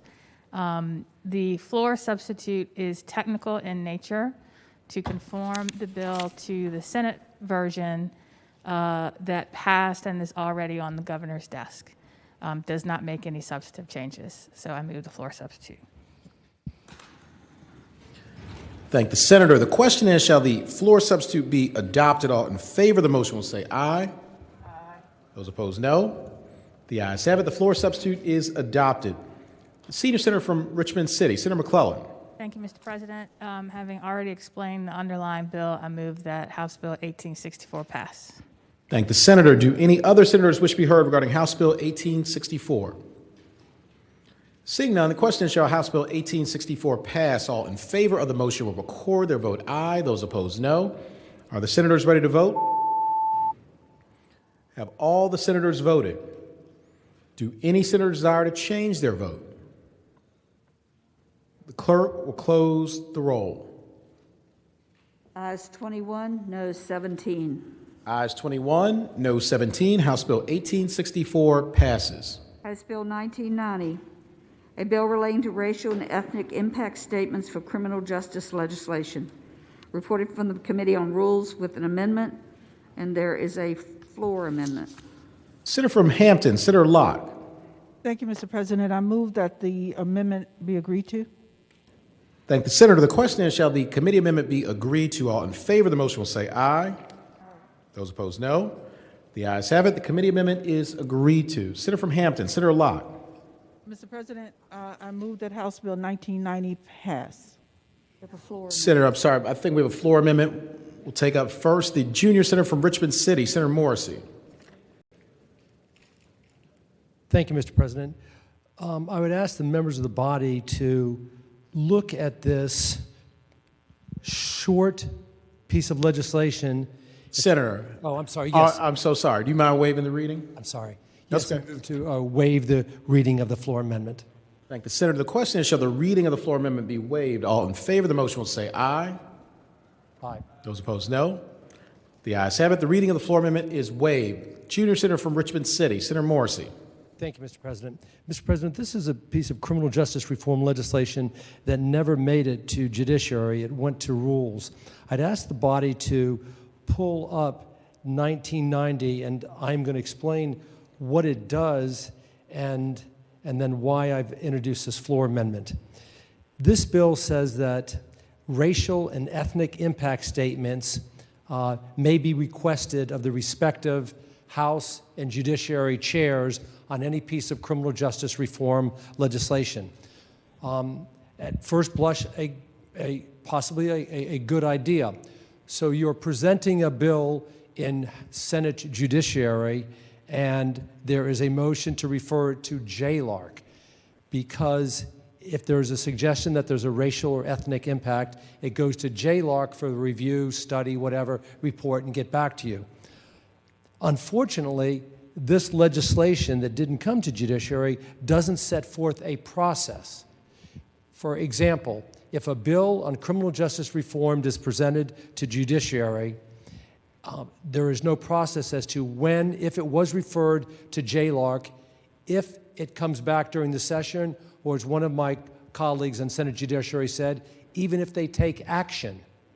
And if they don't take action, then the bill doesn't get heard. The second point on this is I would expect that many criminal justice reform bills have a racial or ethnic impact. That's why we bring those bills forward. And we're now getting another level of bureaucracy to tell us, the senators that are presenting it, oh, there is a racial and ethnic impact. By way of example, several years ago, decades ago, when marijuana legislation, when marijuana was made illegal, what if somebody said, if we send it over to the then JLARC equivalent to determine if there is a racial impact on black and brown communities? We all know now that there is. But do we need a JLARC to tell senators or House members who are presenting criminal justice reform bills that there's an impact? Because there is no process outlined in this bill, my floor amendment asks that the delayed enactment to the 2022 session be adopted onto this. Thank you, Mr. President. Thank the senator. For purpose, senator from Hampton, Senator Locke, rise. Mr. President, I ask that my colleagues resist this floor amendment. Senator's the floor. Thank you, Mr. President. Mr. President, these impact statements would be no different than fiscal impact statements. The delegate has had extensive conversations with JLARC with regard to this legislation. They have indicated, and they have worked with her on this legislation and have indicated to her that they have the ability to do these impact statements during the session, that if any impact statements come to them, they will endeavor to make sure that those impact statements are done during the session itself, that they will be readied during the session, and that they will get to whatever legislation has been impacted. Those impact statements will be done during session, not after session. And also, Mr. President, there is no need to have this reenacted to the 2022 session. So I ask that my colleagues please resist approving the floor amendment. Thank the senator. For what purpose, senator from Northwestern Fairfax, Senator Boysko, rise. Thank you, Mr. President. Speaking about the amendment. Senator's the floor. Thank you. During the special session that we had last year, there were many times when we were considering legislation, we very much would have liked to have had this tool where we could look at something besides the fiscal impact statement. This is an important addition to the criteria that we can use. As you just heard from the senator from Hampton, this has been worked out. They have assured the patron of this bill that we will have this information. All of the different agencies are required to look at legislation. This is just one more tool for us, and I urge the body to reject the floor amendment and vote for the bill. Thank you. Thank the senator. For what purpose, senator from Prince William County, Senator McPike, rise. Speaking against the floor amendment. Senator's the floor. Thank you, Mr. President. Just to highlight for the committee that the Rules Committee is the appropriate body to consider. This is the work of JLARC and JLARC efforts, as also as a member of JLARC. I appreciate the work that Rules Committee does in terms of making sure that they are not overburdened and worked through. And as the Chair of Rules has indicated, JLARC has worked with the patron on this to make sure that they can handle this work effort, and this floor amendment is simply not needed. Thank you. Thank the senator. Do any senators other than the patron of the floor amendment wish to be heard? Seeing none, the junior senator from Richmond City, Senator Morrissey. Thank you, Mr. President. Mr. President, would the gentleman from Prince William County yield for a question? Senator, yield. I yield. Senator, yield. You have the floor. The gentleman indicated a few moments ago that it's not necessary, so could you explain to me how the following would unfold? If in the final week of a session like this one, a bill on criminal justice reform as significant as the death penalty is presented in the last week, like it was, can you tell the body how that bill, as significant as it was, would get referred to JLARC, reviewed by JLARC, memorialized in a report, and back to us in order to vote on it? Mr. President, the floor. I'd answer the senator, much like we have amendments and substitutes that we do on our own bills, and we received revised fiscal impact statements, the same would occur. Would the gentleman yield for a further question? Senator, yield. I yield. Senator, yield. You have the floor. So the gentleman is telling the body that with 5 days or 6 days to go in the session, a bill as significant as the elimination of the death penalty, which would certainly, as we all agree, has a racial impact, would be able to get over to JLARC, be seen by JLARC, memorialized and back to us within time to vote in the last meeting of Senate Judiciary. You're telling the members of the body that that is a certitude. Is that right? Senator's the floor. Mr. President, I'd answer the senator that I cannot anticipate every hypothetical the creative senator can come up with at any one point in time. However, if you look at sort of the practice of our fiscal impact statements, we typically receive one. Furthermore, as we work through the process and have committee amendments and substitutes, we received revised impact statements as that work progresses. This is a very narrow scope as outlined in the bill. There's a very limited number of requests that can be done through this process, which is important. Would the gentleman yield for a final question? I will not yield. Sorry. Furthermore, Mr. President, I'll say to the gentleman that we as legislators need to understand the full impacts of any revisions we propose to the body at the last minute. That's why we also have our finance and appropriations staff, as well as the House appropriations staff, to take a look at those major significant issues and, if necessary, pump the brakes and say, hey, you have a series of other consequences that have not been considered by the full body or the full committee. That is the feedback that we get with the expert and excellent staff that we pay, Mr. President. Would the gentleman yield for a final question? Will Senator yield? I yield. Senator, yield. You have the floor. Is the senator aware that Senate Finance and House Appropriations are available at a moment's notice to answer a legislator's question, but JLARC is not part of our body and that it is a separate entity, that it may not be able to act as quickly as a money committee?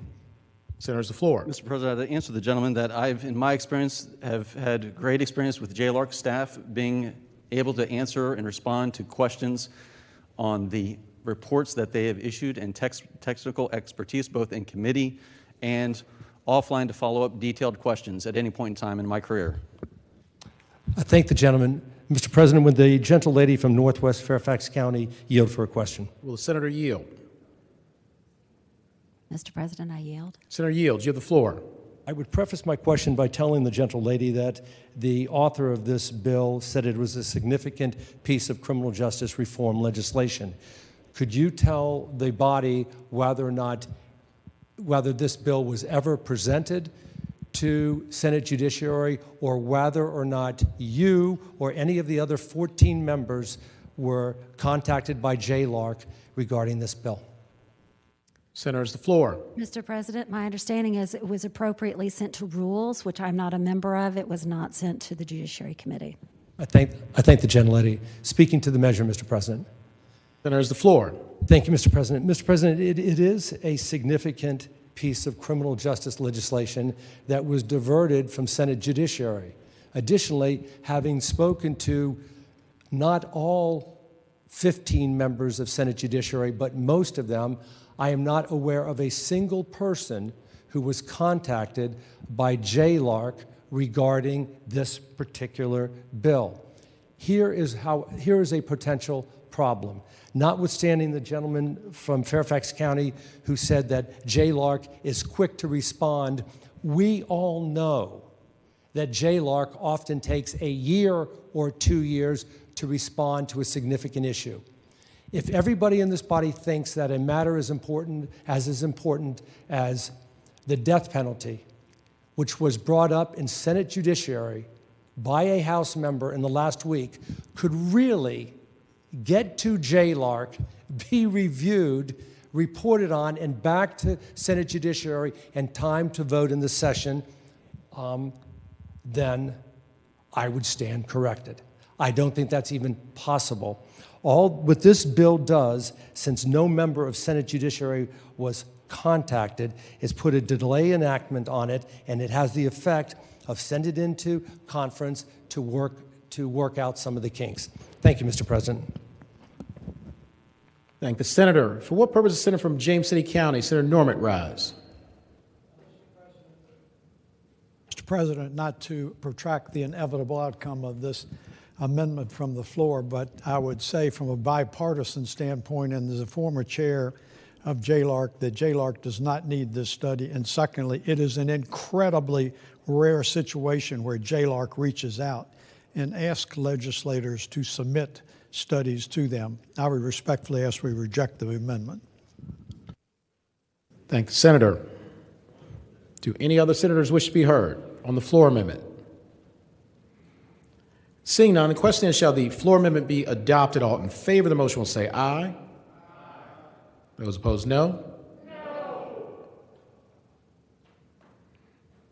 Chair is uncertain. We will have a recorded vote. Question is, shall the floor amendment be adopted? All in favor of the motion will record their vote aye. Those opposed, no. Are the senators ready to vote? Have all the senators voted? Do any senators desire to change their vote? The clerk will close the roll. Ayes 14, noes 24. Ayes 14, noes 24. The floor amendment fails. Senator from Hampton, Senator Locke.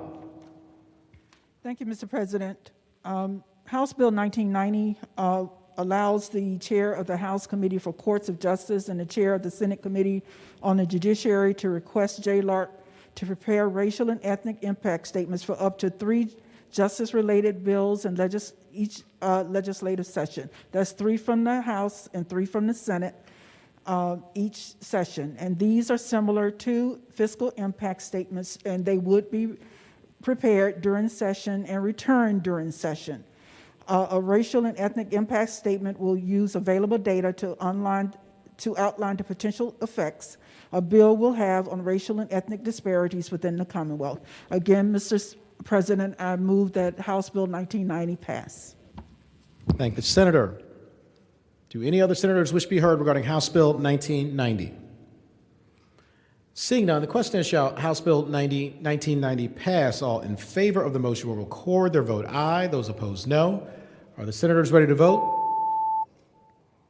Have all the senators voted? Do any senator desire to change their vote? The clerk will close the roll. Ayes 20, noes 18. Ayes 20, noes 18. House Bill 1990 passes.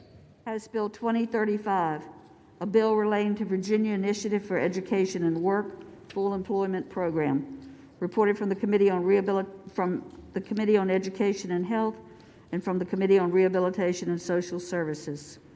Senator from Arlington, Senator Favolo. Thank you, Mr. President. It was the Committee on Rehabilitation and Social Services that heard this bill. It does two very important things. It does reform the Virginia Initiative for Employment and Work and its intersection with TANF. The two elements that this bill does is it allows individuals who are receiving subsidized employment to continue to receive their TANF payments. So it is an encouragement to work. And secondly, it increases the payments made to employers who agree to accept individuals who will need some subsidized employment. And that the payment to employers goes up from $300 to $1,000 a month. This is a well-needed reform, and it'll go a long way in helping our TANF recipients get the job training they need for long-term permanency. I certainly hope that it's the wish of the body to adopt this bill. Pass this bill, excuse me, Mr. President. Thank the senator. Do any other senators wish to be heard regarding House Bill 2035?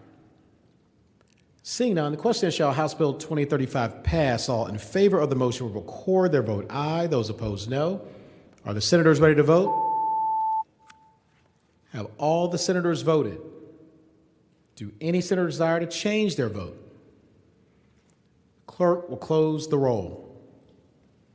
Ayes 38, noes 0. Ayes 38, noes 0. House Bill 2035 passes. Mr. President. Senator from Franklin County, Senator Stanley. Thank you, Mr. President. Having voted on the prevailing side by which House Bill 1832 passed, I'd now ask that we quickly reconsider that bill. Thank the senator. Which page? That is 33. 33. You're welcome, Jilly.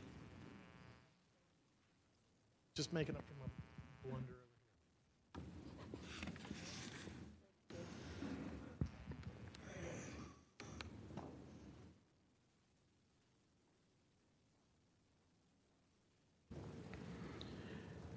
Question is, shall the vote by which House Bill 1832 passed be reconsidered? All in favor of the motion will record their vote aye. Those opposed, no. Are the senators ready to vote? Have all the senators voted? Do any senator desire to change their vote?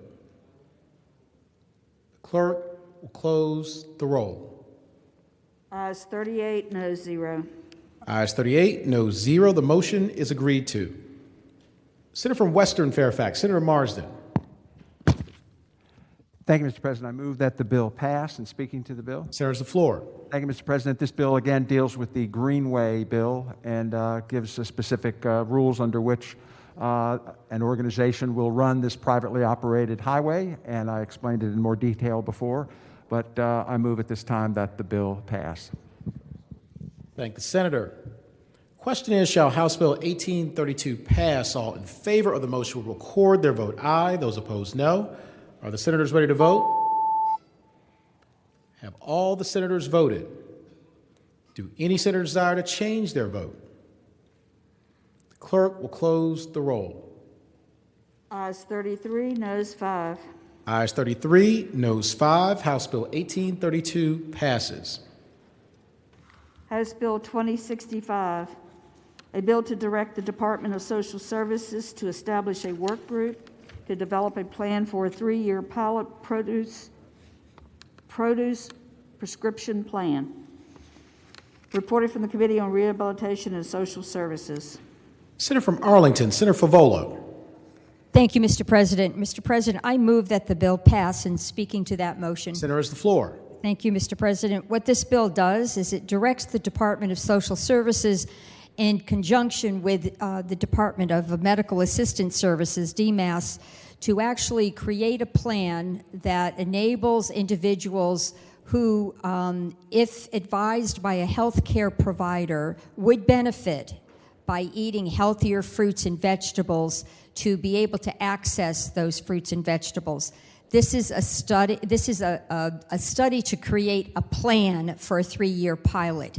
So the plan will come back to the General Assembly. It will go to the House Appropriations Committee and the Senate Finance and Appropriations Committee. That plan is due October 1st of 2021. It will lay out the elements of the pilot, and it will also give some cost estimates for the 3-year pilot. So we will get a chance to see the construct of the pilot before it is implemented. I strongly urge the body to adopt this measure. It is an effort to help people get well and stay well, and to enable those who may not have access to fresh fruits and vegetables to be able to access those important commodities. Again, I ask the body to pass this bill. Thank you. Thank the senator. Do any other senators wish to be heard regarding House Bill 2065?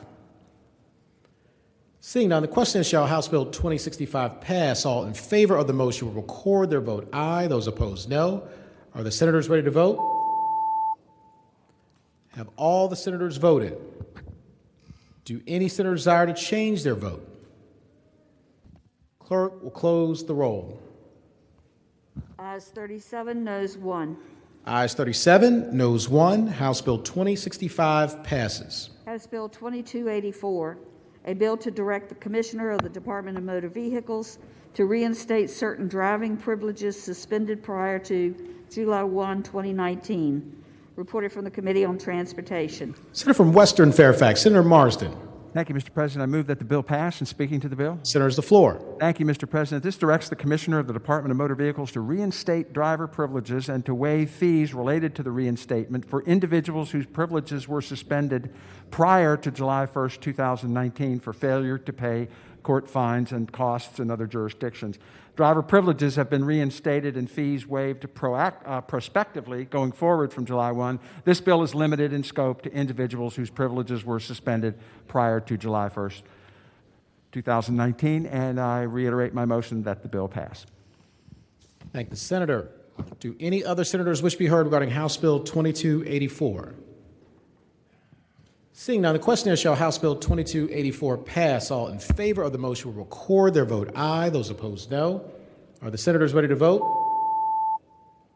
Have all the senators voted? Do any senators desire to change their vote? The clerk will close the roll.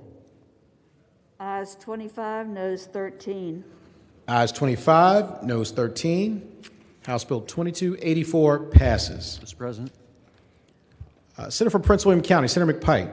Thank you, Mr. President. I move to reconsider the vote which we passed, House Bill 2065, so that a member that was reviewing other votes might possibly vote correctly on this one. Thank the senator. Question is, shall the vote by which House Bill 2065 passed be reconsidered? All in favor of the motion will record their vote aye. Those opposed, no. Are the senators ready to vote? Have all the senators voted? Do any senators desire to change their vote? The clerk will close the roll. Ayes 38, noes 0. Ayes 38, noes 0. The motion is agreed to. Senator from Arlington, Senator Favola. Mr. President, having previously explained this bill, I again move that the bill pass. Thank the senator. Question is, shall House Bill 2065 pass? All in favor of the motion will record their vote aye. Those opposed, no. Are the senators ready to vote? Have all the senators voted? Do any senators desire to change their vote? The clerk will close the roll. Ayes 38, noes 0. Ayes 38, noes 0. House Bill 2065 passes. Uncontested calendar House bills on second reading. The senior senator from Fairfax, Senator Saslaw.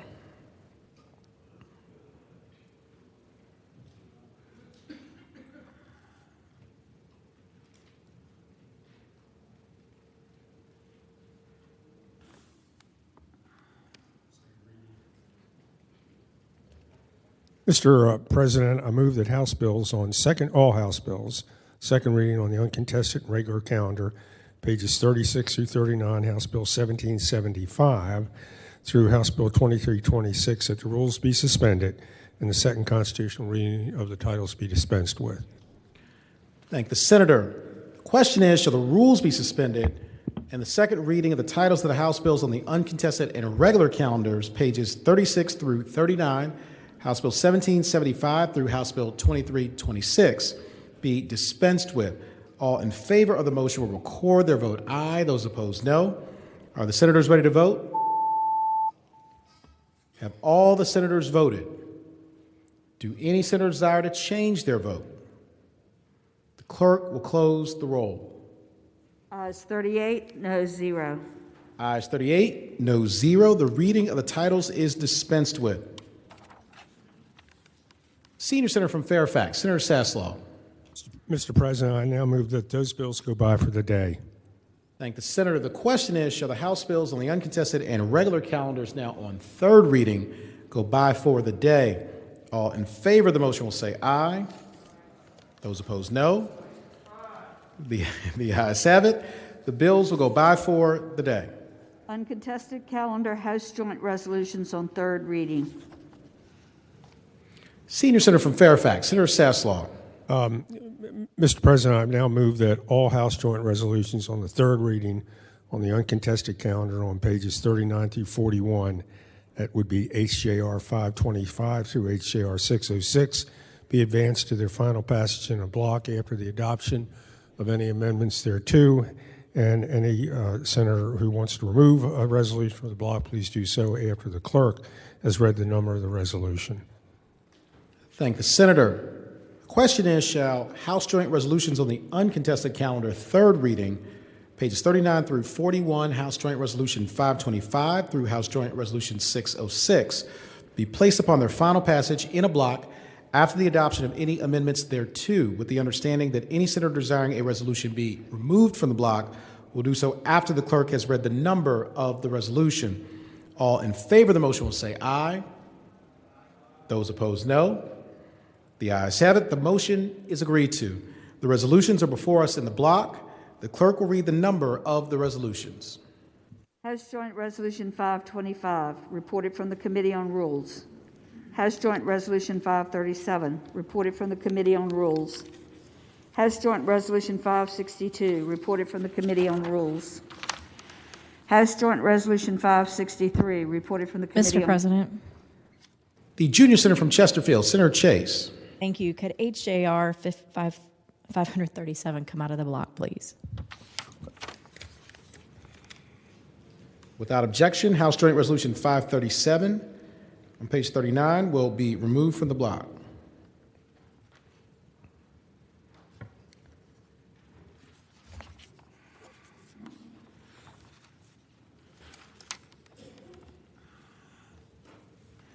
HJR 563, reported from the Committee on Rules. House Joint Resolution 579, reported from the Committee on Rules. Mr. President, Senator from Hampton, Senator Locke. could HJR 579 be removed from the block? Without objection, House Joint Resolution 579 will be removed from the block. House Joint Resolution 583, reported from the Committee on Rules. House Joint Resolution 596, reported from the Committee on Rules. House Joint Resolution 604, reported from the Committee on Rules. Mr. President, Senator from Hampton, Senator Locke. could House Joint Resolution 604 be removed from the block? Without objection, HJR 604 is removed from the block.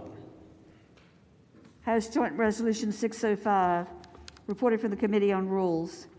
House Joint Resolution 606, reported from the Committee on Rules. The question is, shall the House Joint Resolutions be agreed to in a block? That is all resolutions except for House Joint Resolutions 537, 579, and 604. All in favor of the motion will say aye. Those opposed, no. The ayes have it. The resolutions in the block are agreed to. House Joint Resolution 537.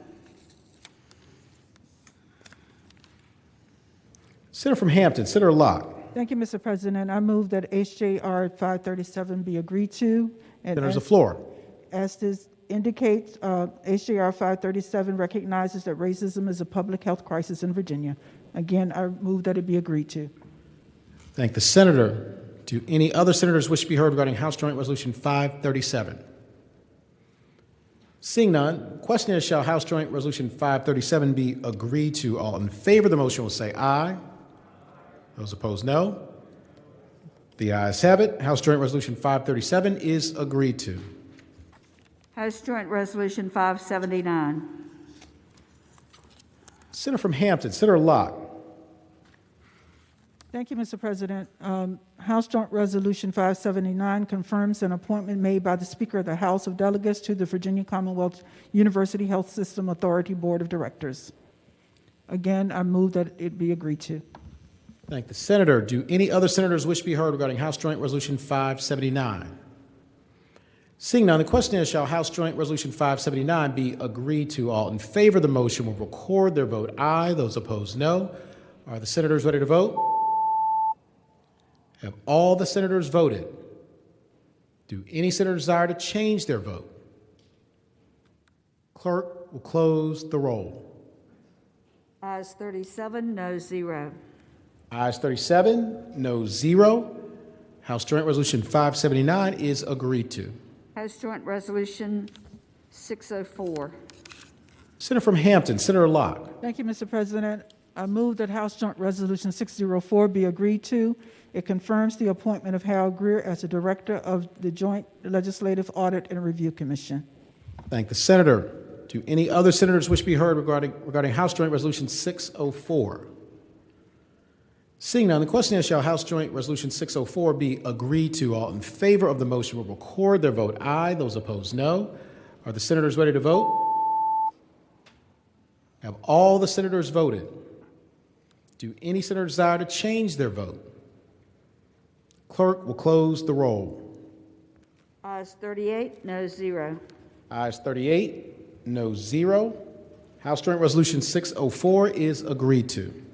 Regular calendar House Joint Resolutions on third reading. House Joint Resolution 538, recognizing that access to clean, potable, and affordable water is a necessary human right. Reported from the Committee on Rules with amendments. Senator from Hampton, Senator Locke. Thank you, Mr. President. House Joint Resolution 538 is, as was indicated, declares that access to clean, potable, and affordable water is a necessary human right, and I move that it be agreed to. Oh, I'm sorry. I move the committee amendments. Thank the senator. The question is, shall the committee amendments be adopted? All in favor of the motion will say aye. Those opposed, no. The ayes have it. The committee amendments are adopted. Senator from Hampton, Senator Locke. With the adoption of those amendments, I move that HJR 538 be agreed to, and as indicated, HJ 538 declares that access to clean, potable, and affordable water is a necessary human right. Again, I move that it be agreed to. Thank the senator. Do any other senators wish to be heard regarding House Joint Resolution 538? Seeing none, the question is, shall House Joint Resolution 538 be agreed to? All in favor of the motion will say aye. Aye. Those opposed, no. The ayes have it. House Joint Resolution 538 is agreed to. House Joint Resolution 578, requesting the Department of Behavioral Health and Developmental Services to study the feasibility of developing a secure, de-identified, renewable, and relational database of criminal justice, behavioral health, and other human service records to facilitate the development of more effective intervention. Reported from the Committee on Rules. Senator from Hampton, Senator Locke. Thank you, Mr. President. I move that the House Joint Resolution 578 be agreed to. Senator's the floor. What she said. Thank Makes you, it Mr. easy. Thank the senator. Do any other senators wish to be heard regarding House Joint Resolution 578? Seeing none, the question is, shall House Joint Resolution 578 be agreed to? All in favor of the motion will say aye. Those opposed, no. The ayes have it. House Joint Resolution 578 is agreed to. Returning to page 9. House Bill 2146.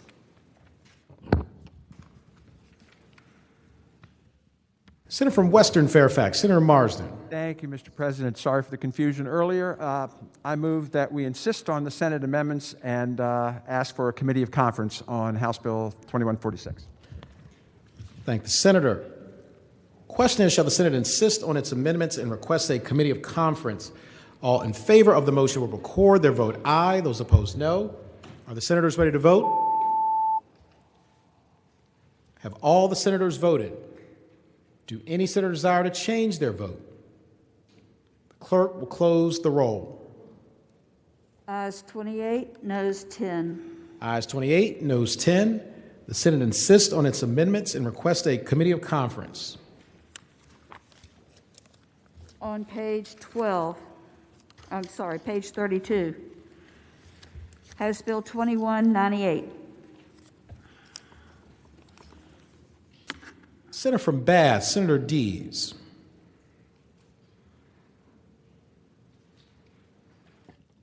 Mr. President, as I recall, there's still a pending question on this that we're waiting for a ruling from the chair.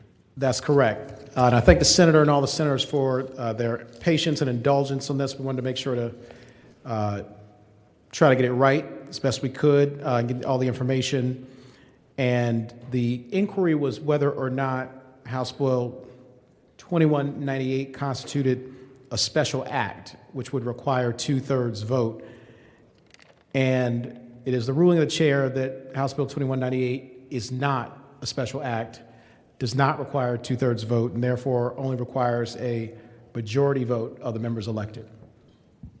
Senator from Bath, Senator Deeds. Mr. Chair, I move that the bill pass. And Senators, the floor. as explained before, what this bill very simply does is in local governments that elect members of the school board or members of the governing body at large or by district or ward, that those elected by district and ward are elected only by those residents of the district or ward.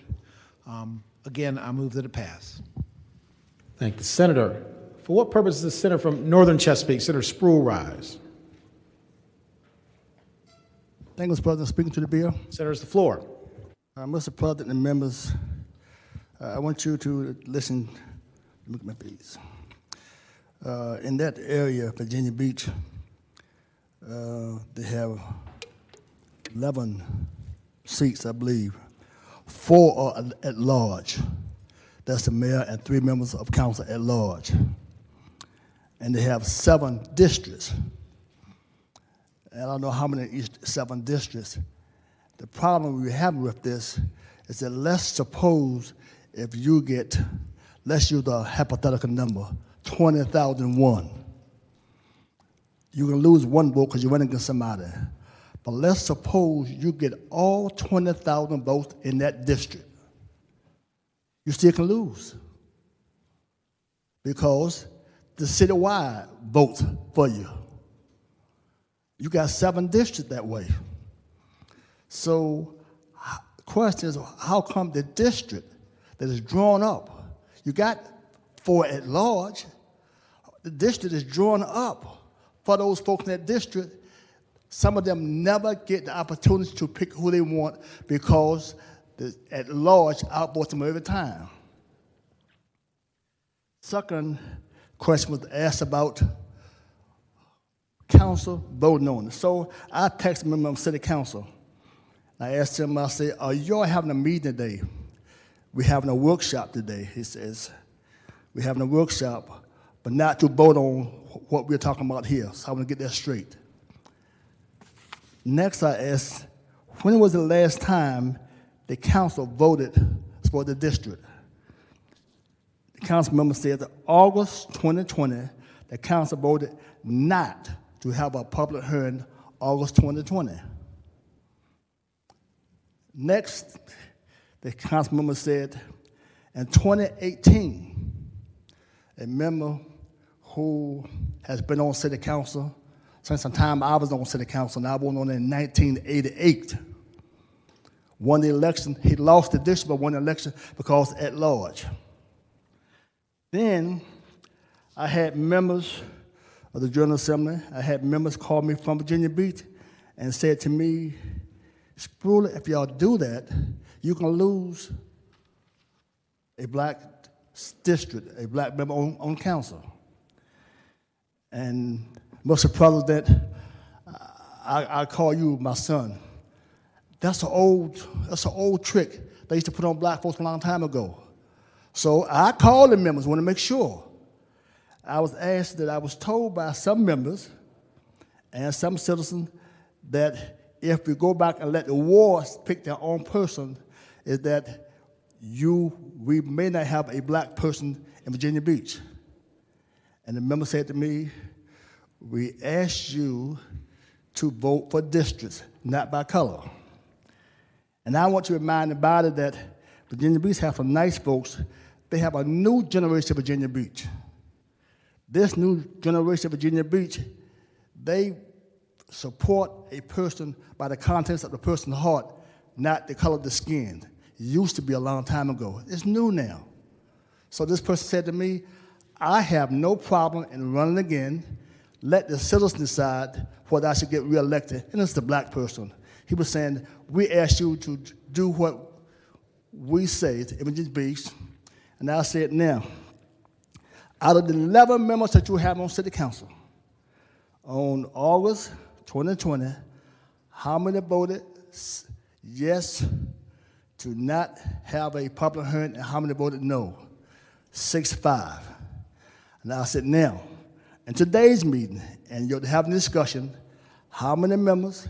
They are not black, because Virginia Beach only have, I believe it's 2 blacks. Again, 6-5. So it's not unanimous. He was saying, this is not a race thing in Virginia Beach, Senator. Don't use that. But I had to bring it up. I said, because you remember you're black. I don't want to mess things up for you. He said, no. Let the people vote for me as always, whether I win or lose. We're asking you to do is and let the people in that district vote for whom they want. Let the people at large vote for everybody. Say, it's not right. It's not right to have 7 districts and everybody in that district, if they want to, vote for that one person and they still can lose the election. All this is, again, that a certain group is trying to suppress the vote. Let the people in that district live there. Let them make their choice and not at large. Thank you so much, Mr. Chairman. Mr. President, thank you. Thank the senator. For what purpose is the junior senator from Virginia Beach, Senator Kiggins, rise? Mr. President, I'd like to request that this bill go by for the day. As the senator that represents a big portion of Virginia Beach, I think there's a lot of discrepancy about this bill. I know we've taken a couple days just to decide that, for you to decide, and it's not a special legislation where we need 2/3 of the vote. I think there's some discrepancy about if this bill is involved in active litigation or not. I know that I've personally heard from many members of City Council from Virginia Beach and the mayor. I feel like I've heard from them more this past few days than I have the entirety of my term, but they are meeting today. They've told me that they are going to discuss this as a referendum. They would like to have this bill go by for the day. So on behalf of City Council and the mayor of Virginia Beach, I request this bill go by for the day. Senator, any objection? Yeah, Mr. President. Senior Senator from Fairfax, Senator Sasslaw. Thank you. Well, I would normally, agree to that resolution or that motion. We let this go by yesterday. On top of that, the contents of this bill have now been public for 7 weeks, and they've had plenty of time to discuss this. The bill hasn't changed, and we've got till tomorrow evening to finish the budget and a variety of other things, and we just don't have the time to keep doing this. We need to vote this up or down now. What purpose, Senator from Bedford, Senator Newman, rise? Mr. President, speaking to the motion. Senator, has the floor. Mr. President, it's easy on the day before the last day to give up our traditions of the Senate, but it's a really bad idea. Mr. President, I know there's emotions on this bill, and it's a bill, honestly, that's not important to me, but I know there are on some. We're coming within 4 days of finishing another session. It's been a tough session, had a lot of difficulties. The Senate has acted differently than other bodies.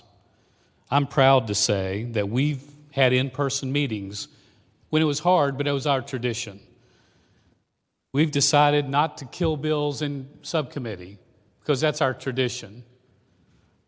Mr. President, we've had hearings on every single bills. We don't lay things on the table. Mr. President, this Senate has agreed for decades to allow bills to go by for the day. Mr. President, I would tell you this, that if in the final days we give up on this, it will be an item that will not quickly come back.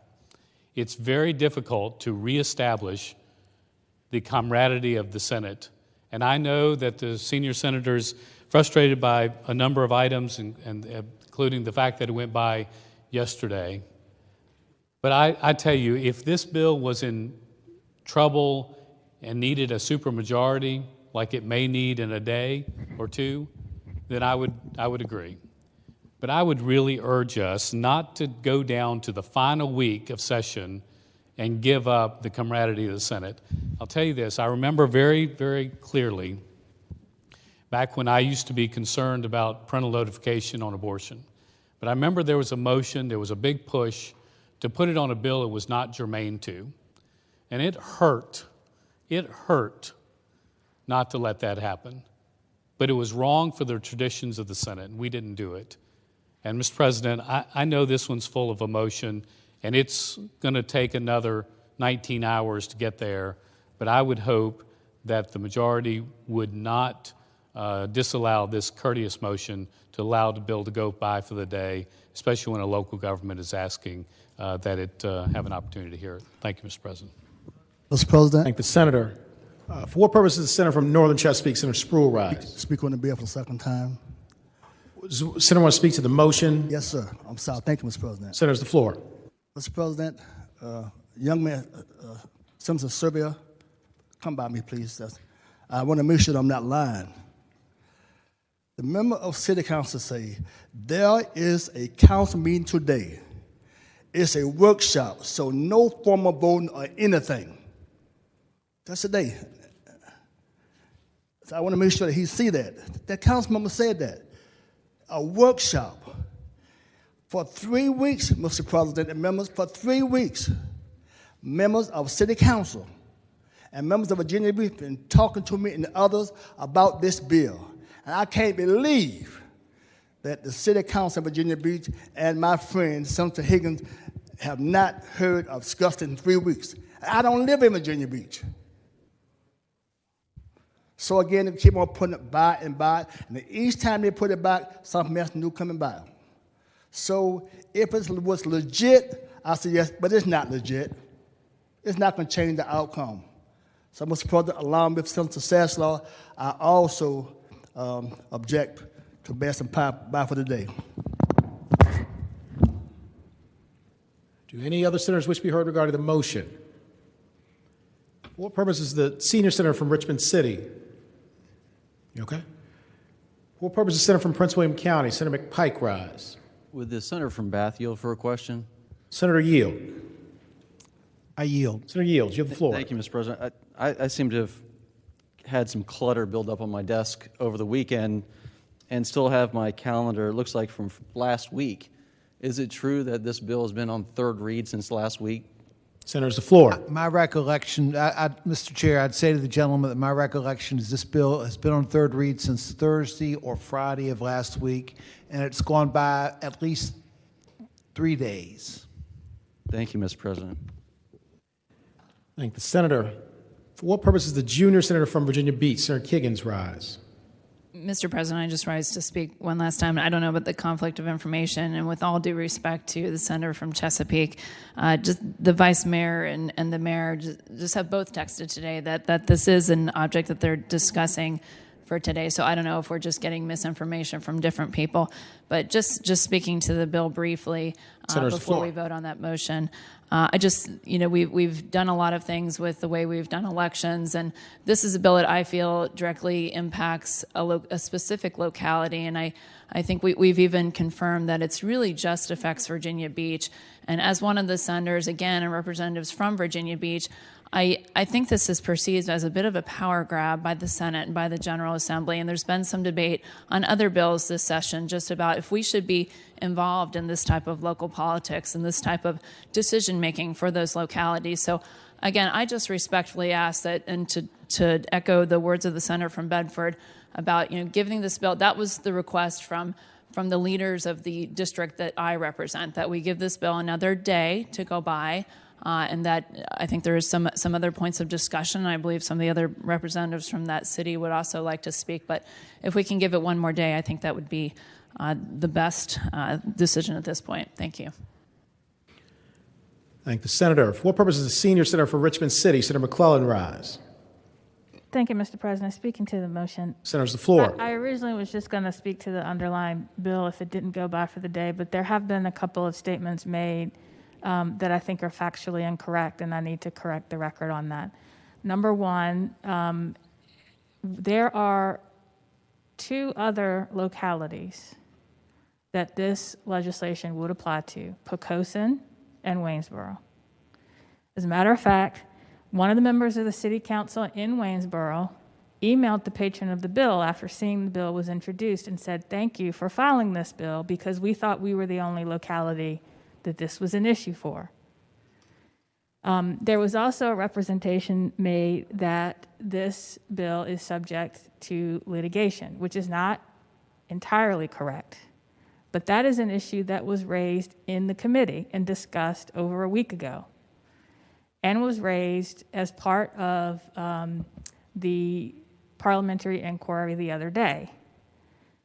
The litigation right now is whether Virginia Beach's particular district at-large system violates Section 2 of the Voting Rights Act. That is a separate question from whether we as a General Assembly believe as a matter of public policy that if you have a district system, people outside of the district should be able to vote for their representative. I personally believe that probably does dilute the voting rights of people in that district, and particularly protected classes. But that's not the question for this body with this bill. That is a question for ultimately the court. And so, with all due respect, it is the custom of the body to take bills by for the day, but not when that is just a delay tactic. This bill has been everybody's known about this bill for over almost 40 days. It has been on this calendar for over a week. No one is going to get any more information in the next 24 hours that is going to change how they vote on this bill. There's no need to take it by for the day. For what purpose does the senator from Rockingham, Senator Obenshain, rise? Mr. President, just speaking to the motion Senator's the floor. On the floor, I, like the senator from Bedford, have no connection to this. I, like the senator from Northern Chesapeake, also don't live in Virginia Beach. But a couple of things. One, my understanding is that, it wasn't the junior senator from Virginia Beach yesterday who asked to go by for the day. My understanding is it was Mr. President who was looking at the issue that was raised, who asked for a day to consider it. And as a consequence, it went by for a day. And, I also think that it's unfortunate when a question is, or an insinuation is made on the floor about the integrity of one of our colleagues. I don't believe that any of our colleagues are liars. I don't believe that any of our colleagues are misrepresenting. I think that they are simply representing what's been requested of them. And I would hope that we would take a minute, take a deep breath, and follow the traditions of the Senate and accede to the request.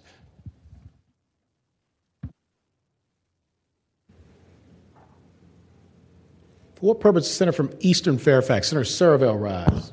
Speaking briefly, Mr. President. Senator, the floor.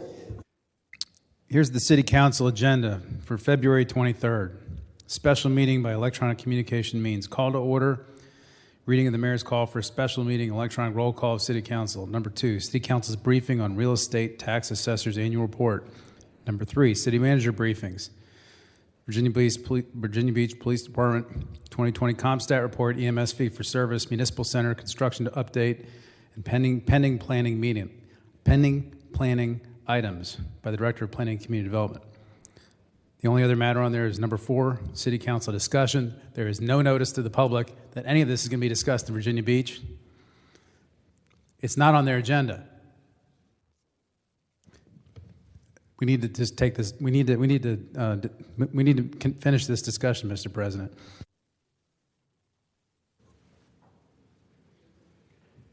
For what purpose is the senior senator from Virginia Beach? Senator D. Steph rise. Mr. President, I've been silent on this one probably too long. I served on that city council for 8.5 years. I've been in constant communications yesterday and today, not just with them, but leaders from multiple groups and multiple communities who are very concerned about this bill and the effects of this bill. Mr. President, I just received 3 more text messages saying that City Council is working on a letter to send up to us to ensure clarity on what their position is. Now, if we want to take it by for the day, I think that would be wonderful so we can hear what the majority of City Council is clearly trying to send a message through multiple members, not just from Virginia Beach, but for the entire for the entire Senate of Virginia, who are hearing from my constituents in Virginia Beach. Now, if we decide we don't want to hear from our mayor and City Council on their wishes, let it be that of the body. But Mr. President, I represent Virginia Beach. I've represented Virginia Beach first as a city councilman, then as a House of Delegate, and now as a senator for the last 15 years through all the different positions. And Mr. President, there's been a tradition of the Senate when a member asks for something to go by for the day, we take it by for the day. If we want to go back on the traditions of the Senate, so be it. But we're drawing a very firm line in the sand on this. So, Mr. President, I would like to renew the motion from the gentle young lady from Virginia Beach, the junior senator, of taking this by for the day, and I hope others will retract it so we can hear in writing from the city of Virginia Beach of what their position is. There seems to be enough discussion and disinformation out there. I'd like to get to the bottom of it and give them the opportunity of waiting overnight for them to send their position in a letter. Thank you, Mr. President. Mr. President, I object.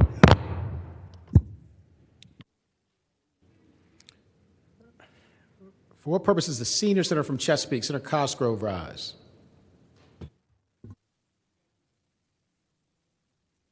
Thank you, Mr. President.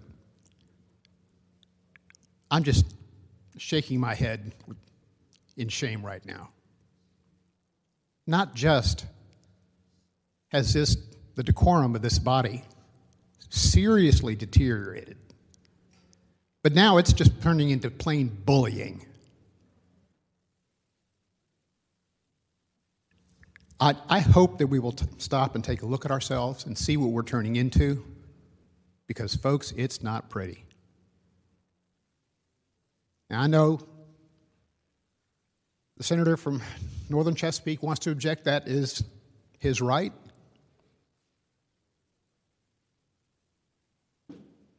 It's enough of that. Thank you. Mr. President, I'd like to request a recess. Any objection? There are objections.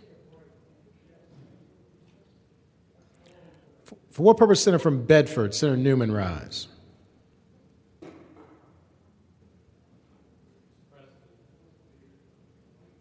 President, I am often not ashamed to be here, but I'm about to be ashamed to be here.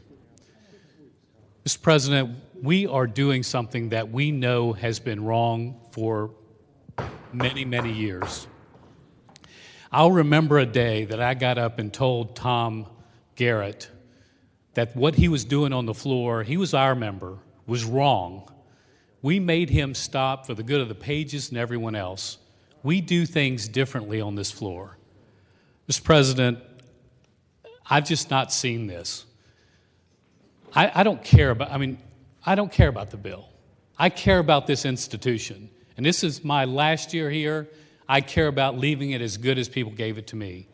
Mr. President, I hope that we would let the bill go by for the day, keep the traditions for one more week, and it may be up for another generation to keep the traditions, but they're still extremely important to us, Mr. President. Mr. President, I think the senator. I object.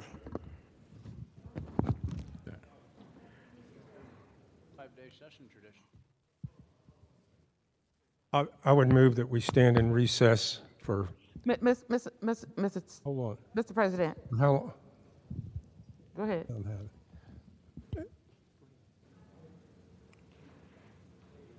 All right. That we stand in recess until 5 minutes after 4.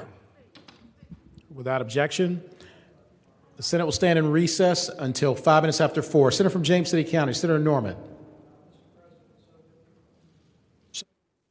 Timely on that, if the Senate Republicans would immediately gather, that would be very nice. Thank you, Senator. The Senate will stand in recess until 5 minutes after 4.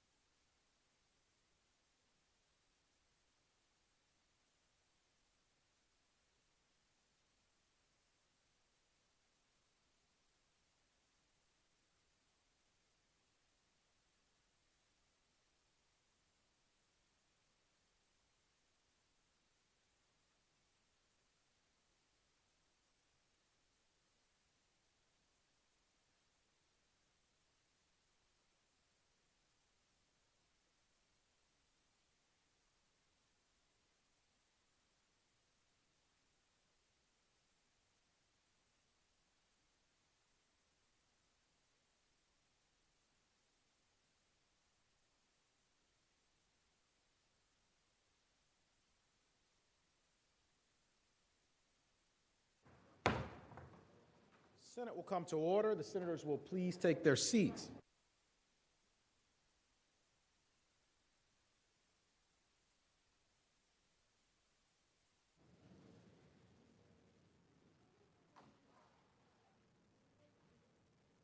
Senior Senator from Fairfax, Senator Saslaw.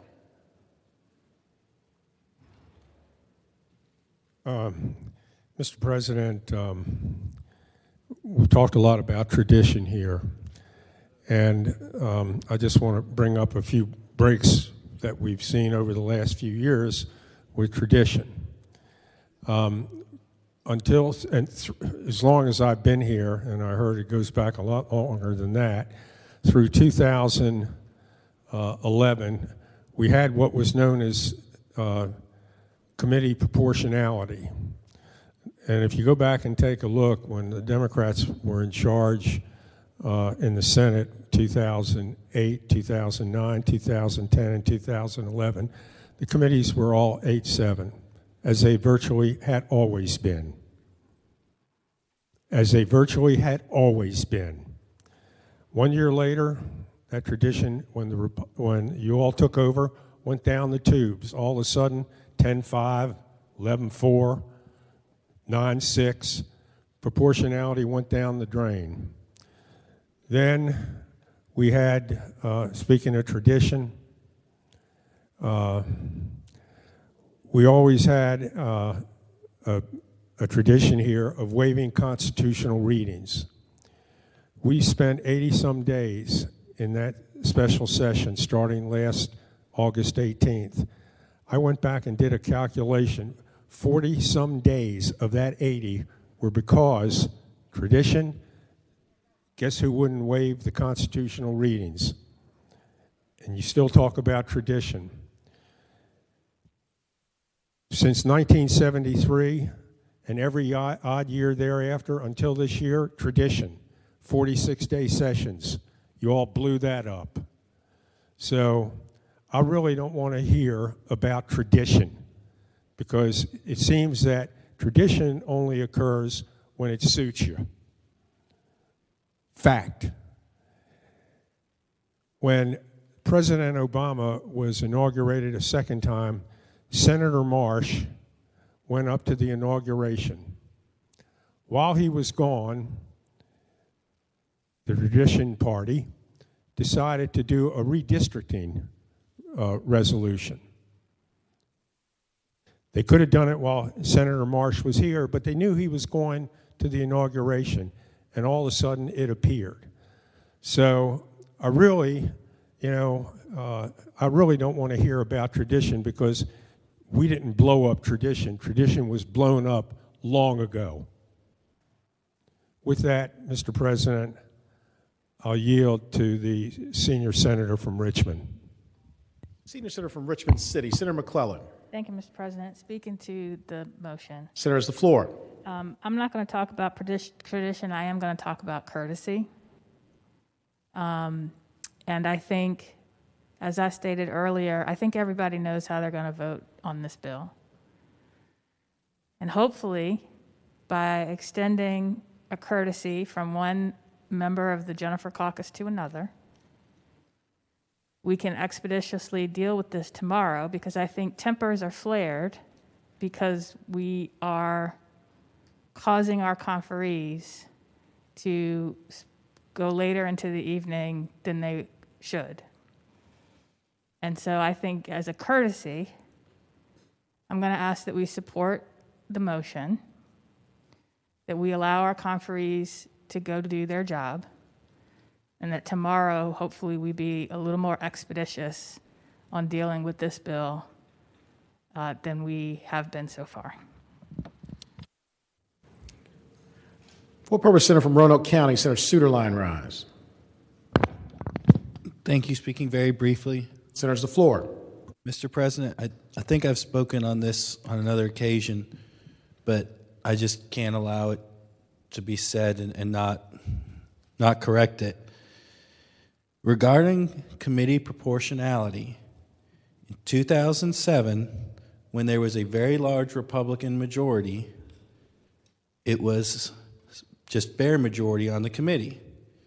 When it flipped in 2008, that is when Ed and Health went to 10-5 under a Democratic majority.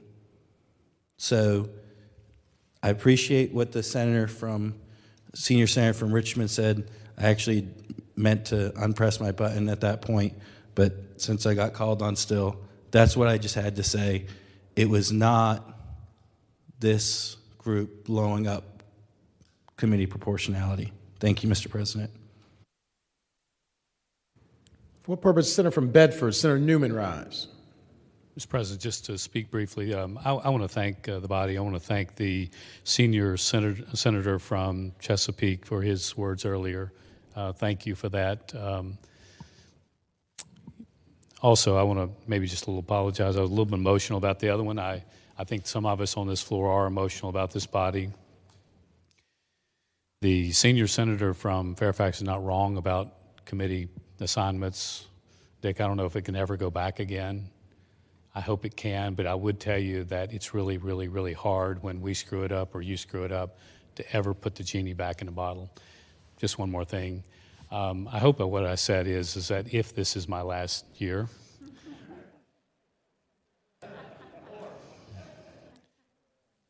you never know. I would not announce it that way if it did. There's a lot that goes on in our lives, but I want to thank the body. Louise, the senator from Portsmouth and the senator from Hantram. Maybe we've lost traditions, and we have. They're hard to put back together, but thank you for doing this one. At least for the next week, we will have this one. And I got to tell you, this committee, I get in trouble. Man, I got in trouble on the radio the other day talking about my friends on the Democrat side. I said it many times. I got a lot of trouble for it. But I got a lot of you guys that are friends, and the fact is that we work very, very well together, this body, and I think it's still pretty special. So I apologize maybe at the way that I went after this issue. Thank you all, the senator from Chesapeake. Thank you, sir, for your kindness, and I just look forward to putting back together as many of these traditions as we possibly can and keeping as many of them as we have. Thank you, Mr. President. Thank the senator. Senior senator from Fairfax, Senator Saslaw.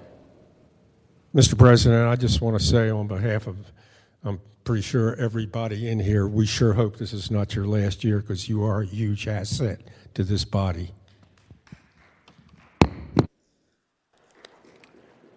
Thank the senator. The question is, shall House Bill 2198 go by for the day? All in favor of the motion will say aye. Those opposed, no. The ayes have it. House Bill 2198 will go by for the day. Senior senator from Fairfax, Senator Saslaw. Mr. President, I inquire the clerk, is there any more tradition we can mess with? I don't think you want me to get started on that. All right. Does this complete the calendar for today? Yes, sir, it does. All right, thank you. Thank the senator. Is there any other business to come before the Senate? Do any senators wish to be recognized? Seeing none, the clerk will report any announcements on the desk. Tomorrow, Wednesday, February 24th, the Democratic Caucus will meet 1/2 hour before session in the Democratic Caucus Room. The Republican Caucus will meet 1/2 hour before session in the Republican Caucus Room. On conference reports, each of you have received instructions from Stephanie Kearns in Legislative Services on accessing the bill drafting system for receipt of their reports. If you have forgotten your password or have other questions, please contact Stephanie for assistance at this number. You might want to write this down. 698-1828, Stephanie Kearns, Conference Committee Reports. Have a good evening. Thank you, Madam Clerk. Is there any other business to come before the Senate?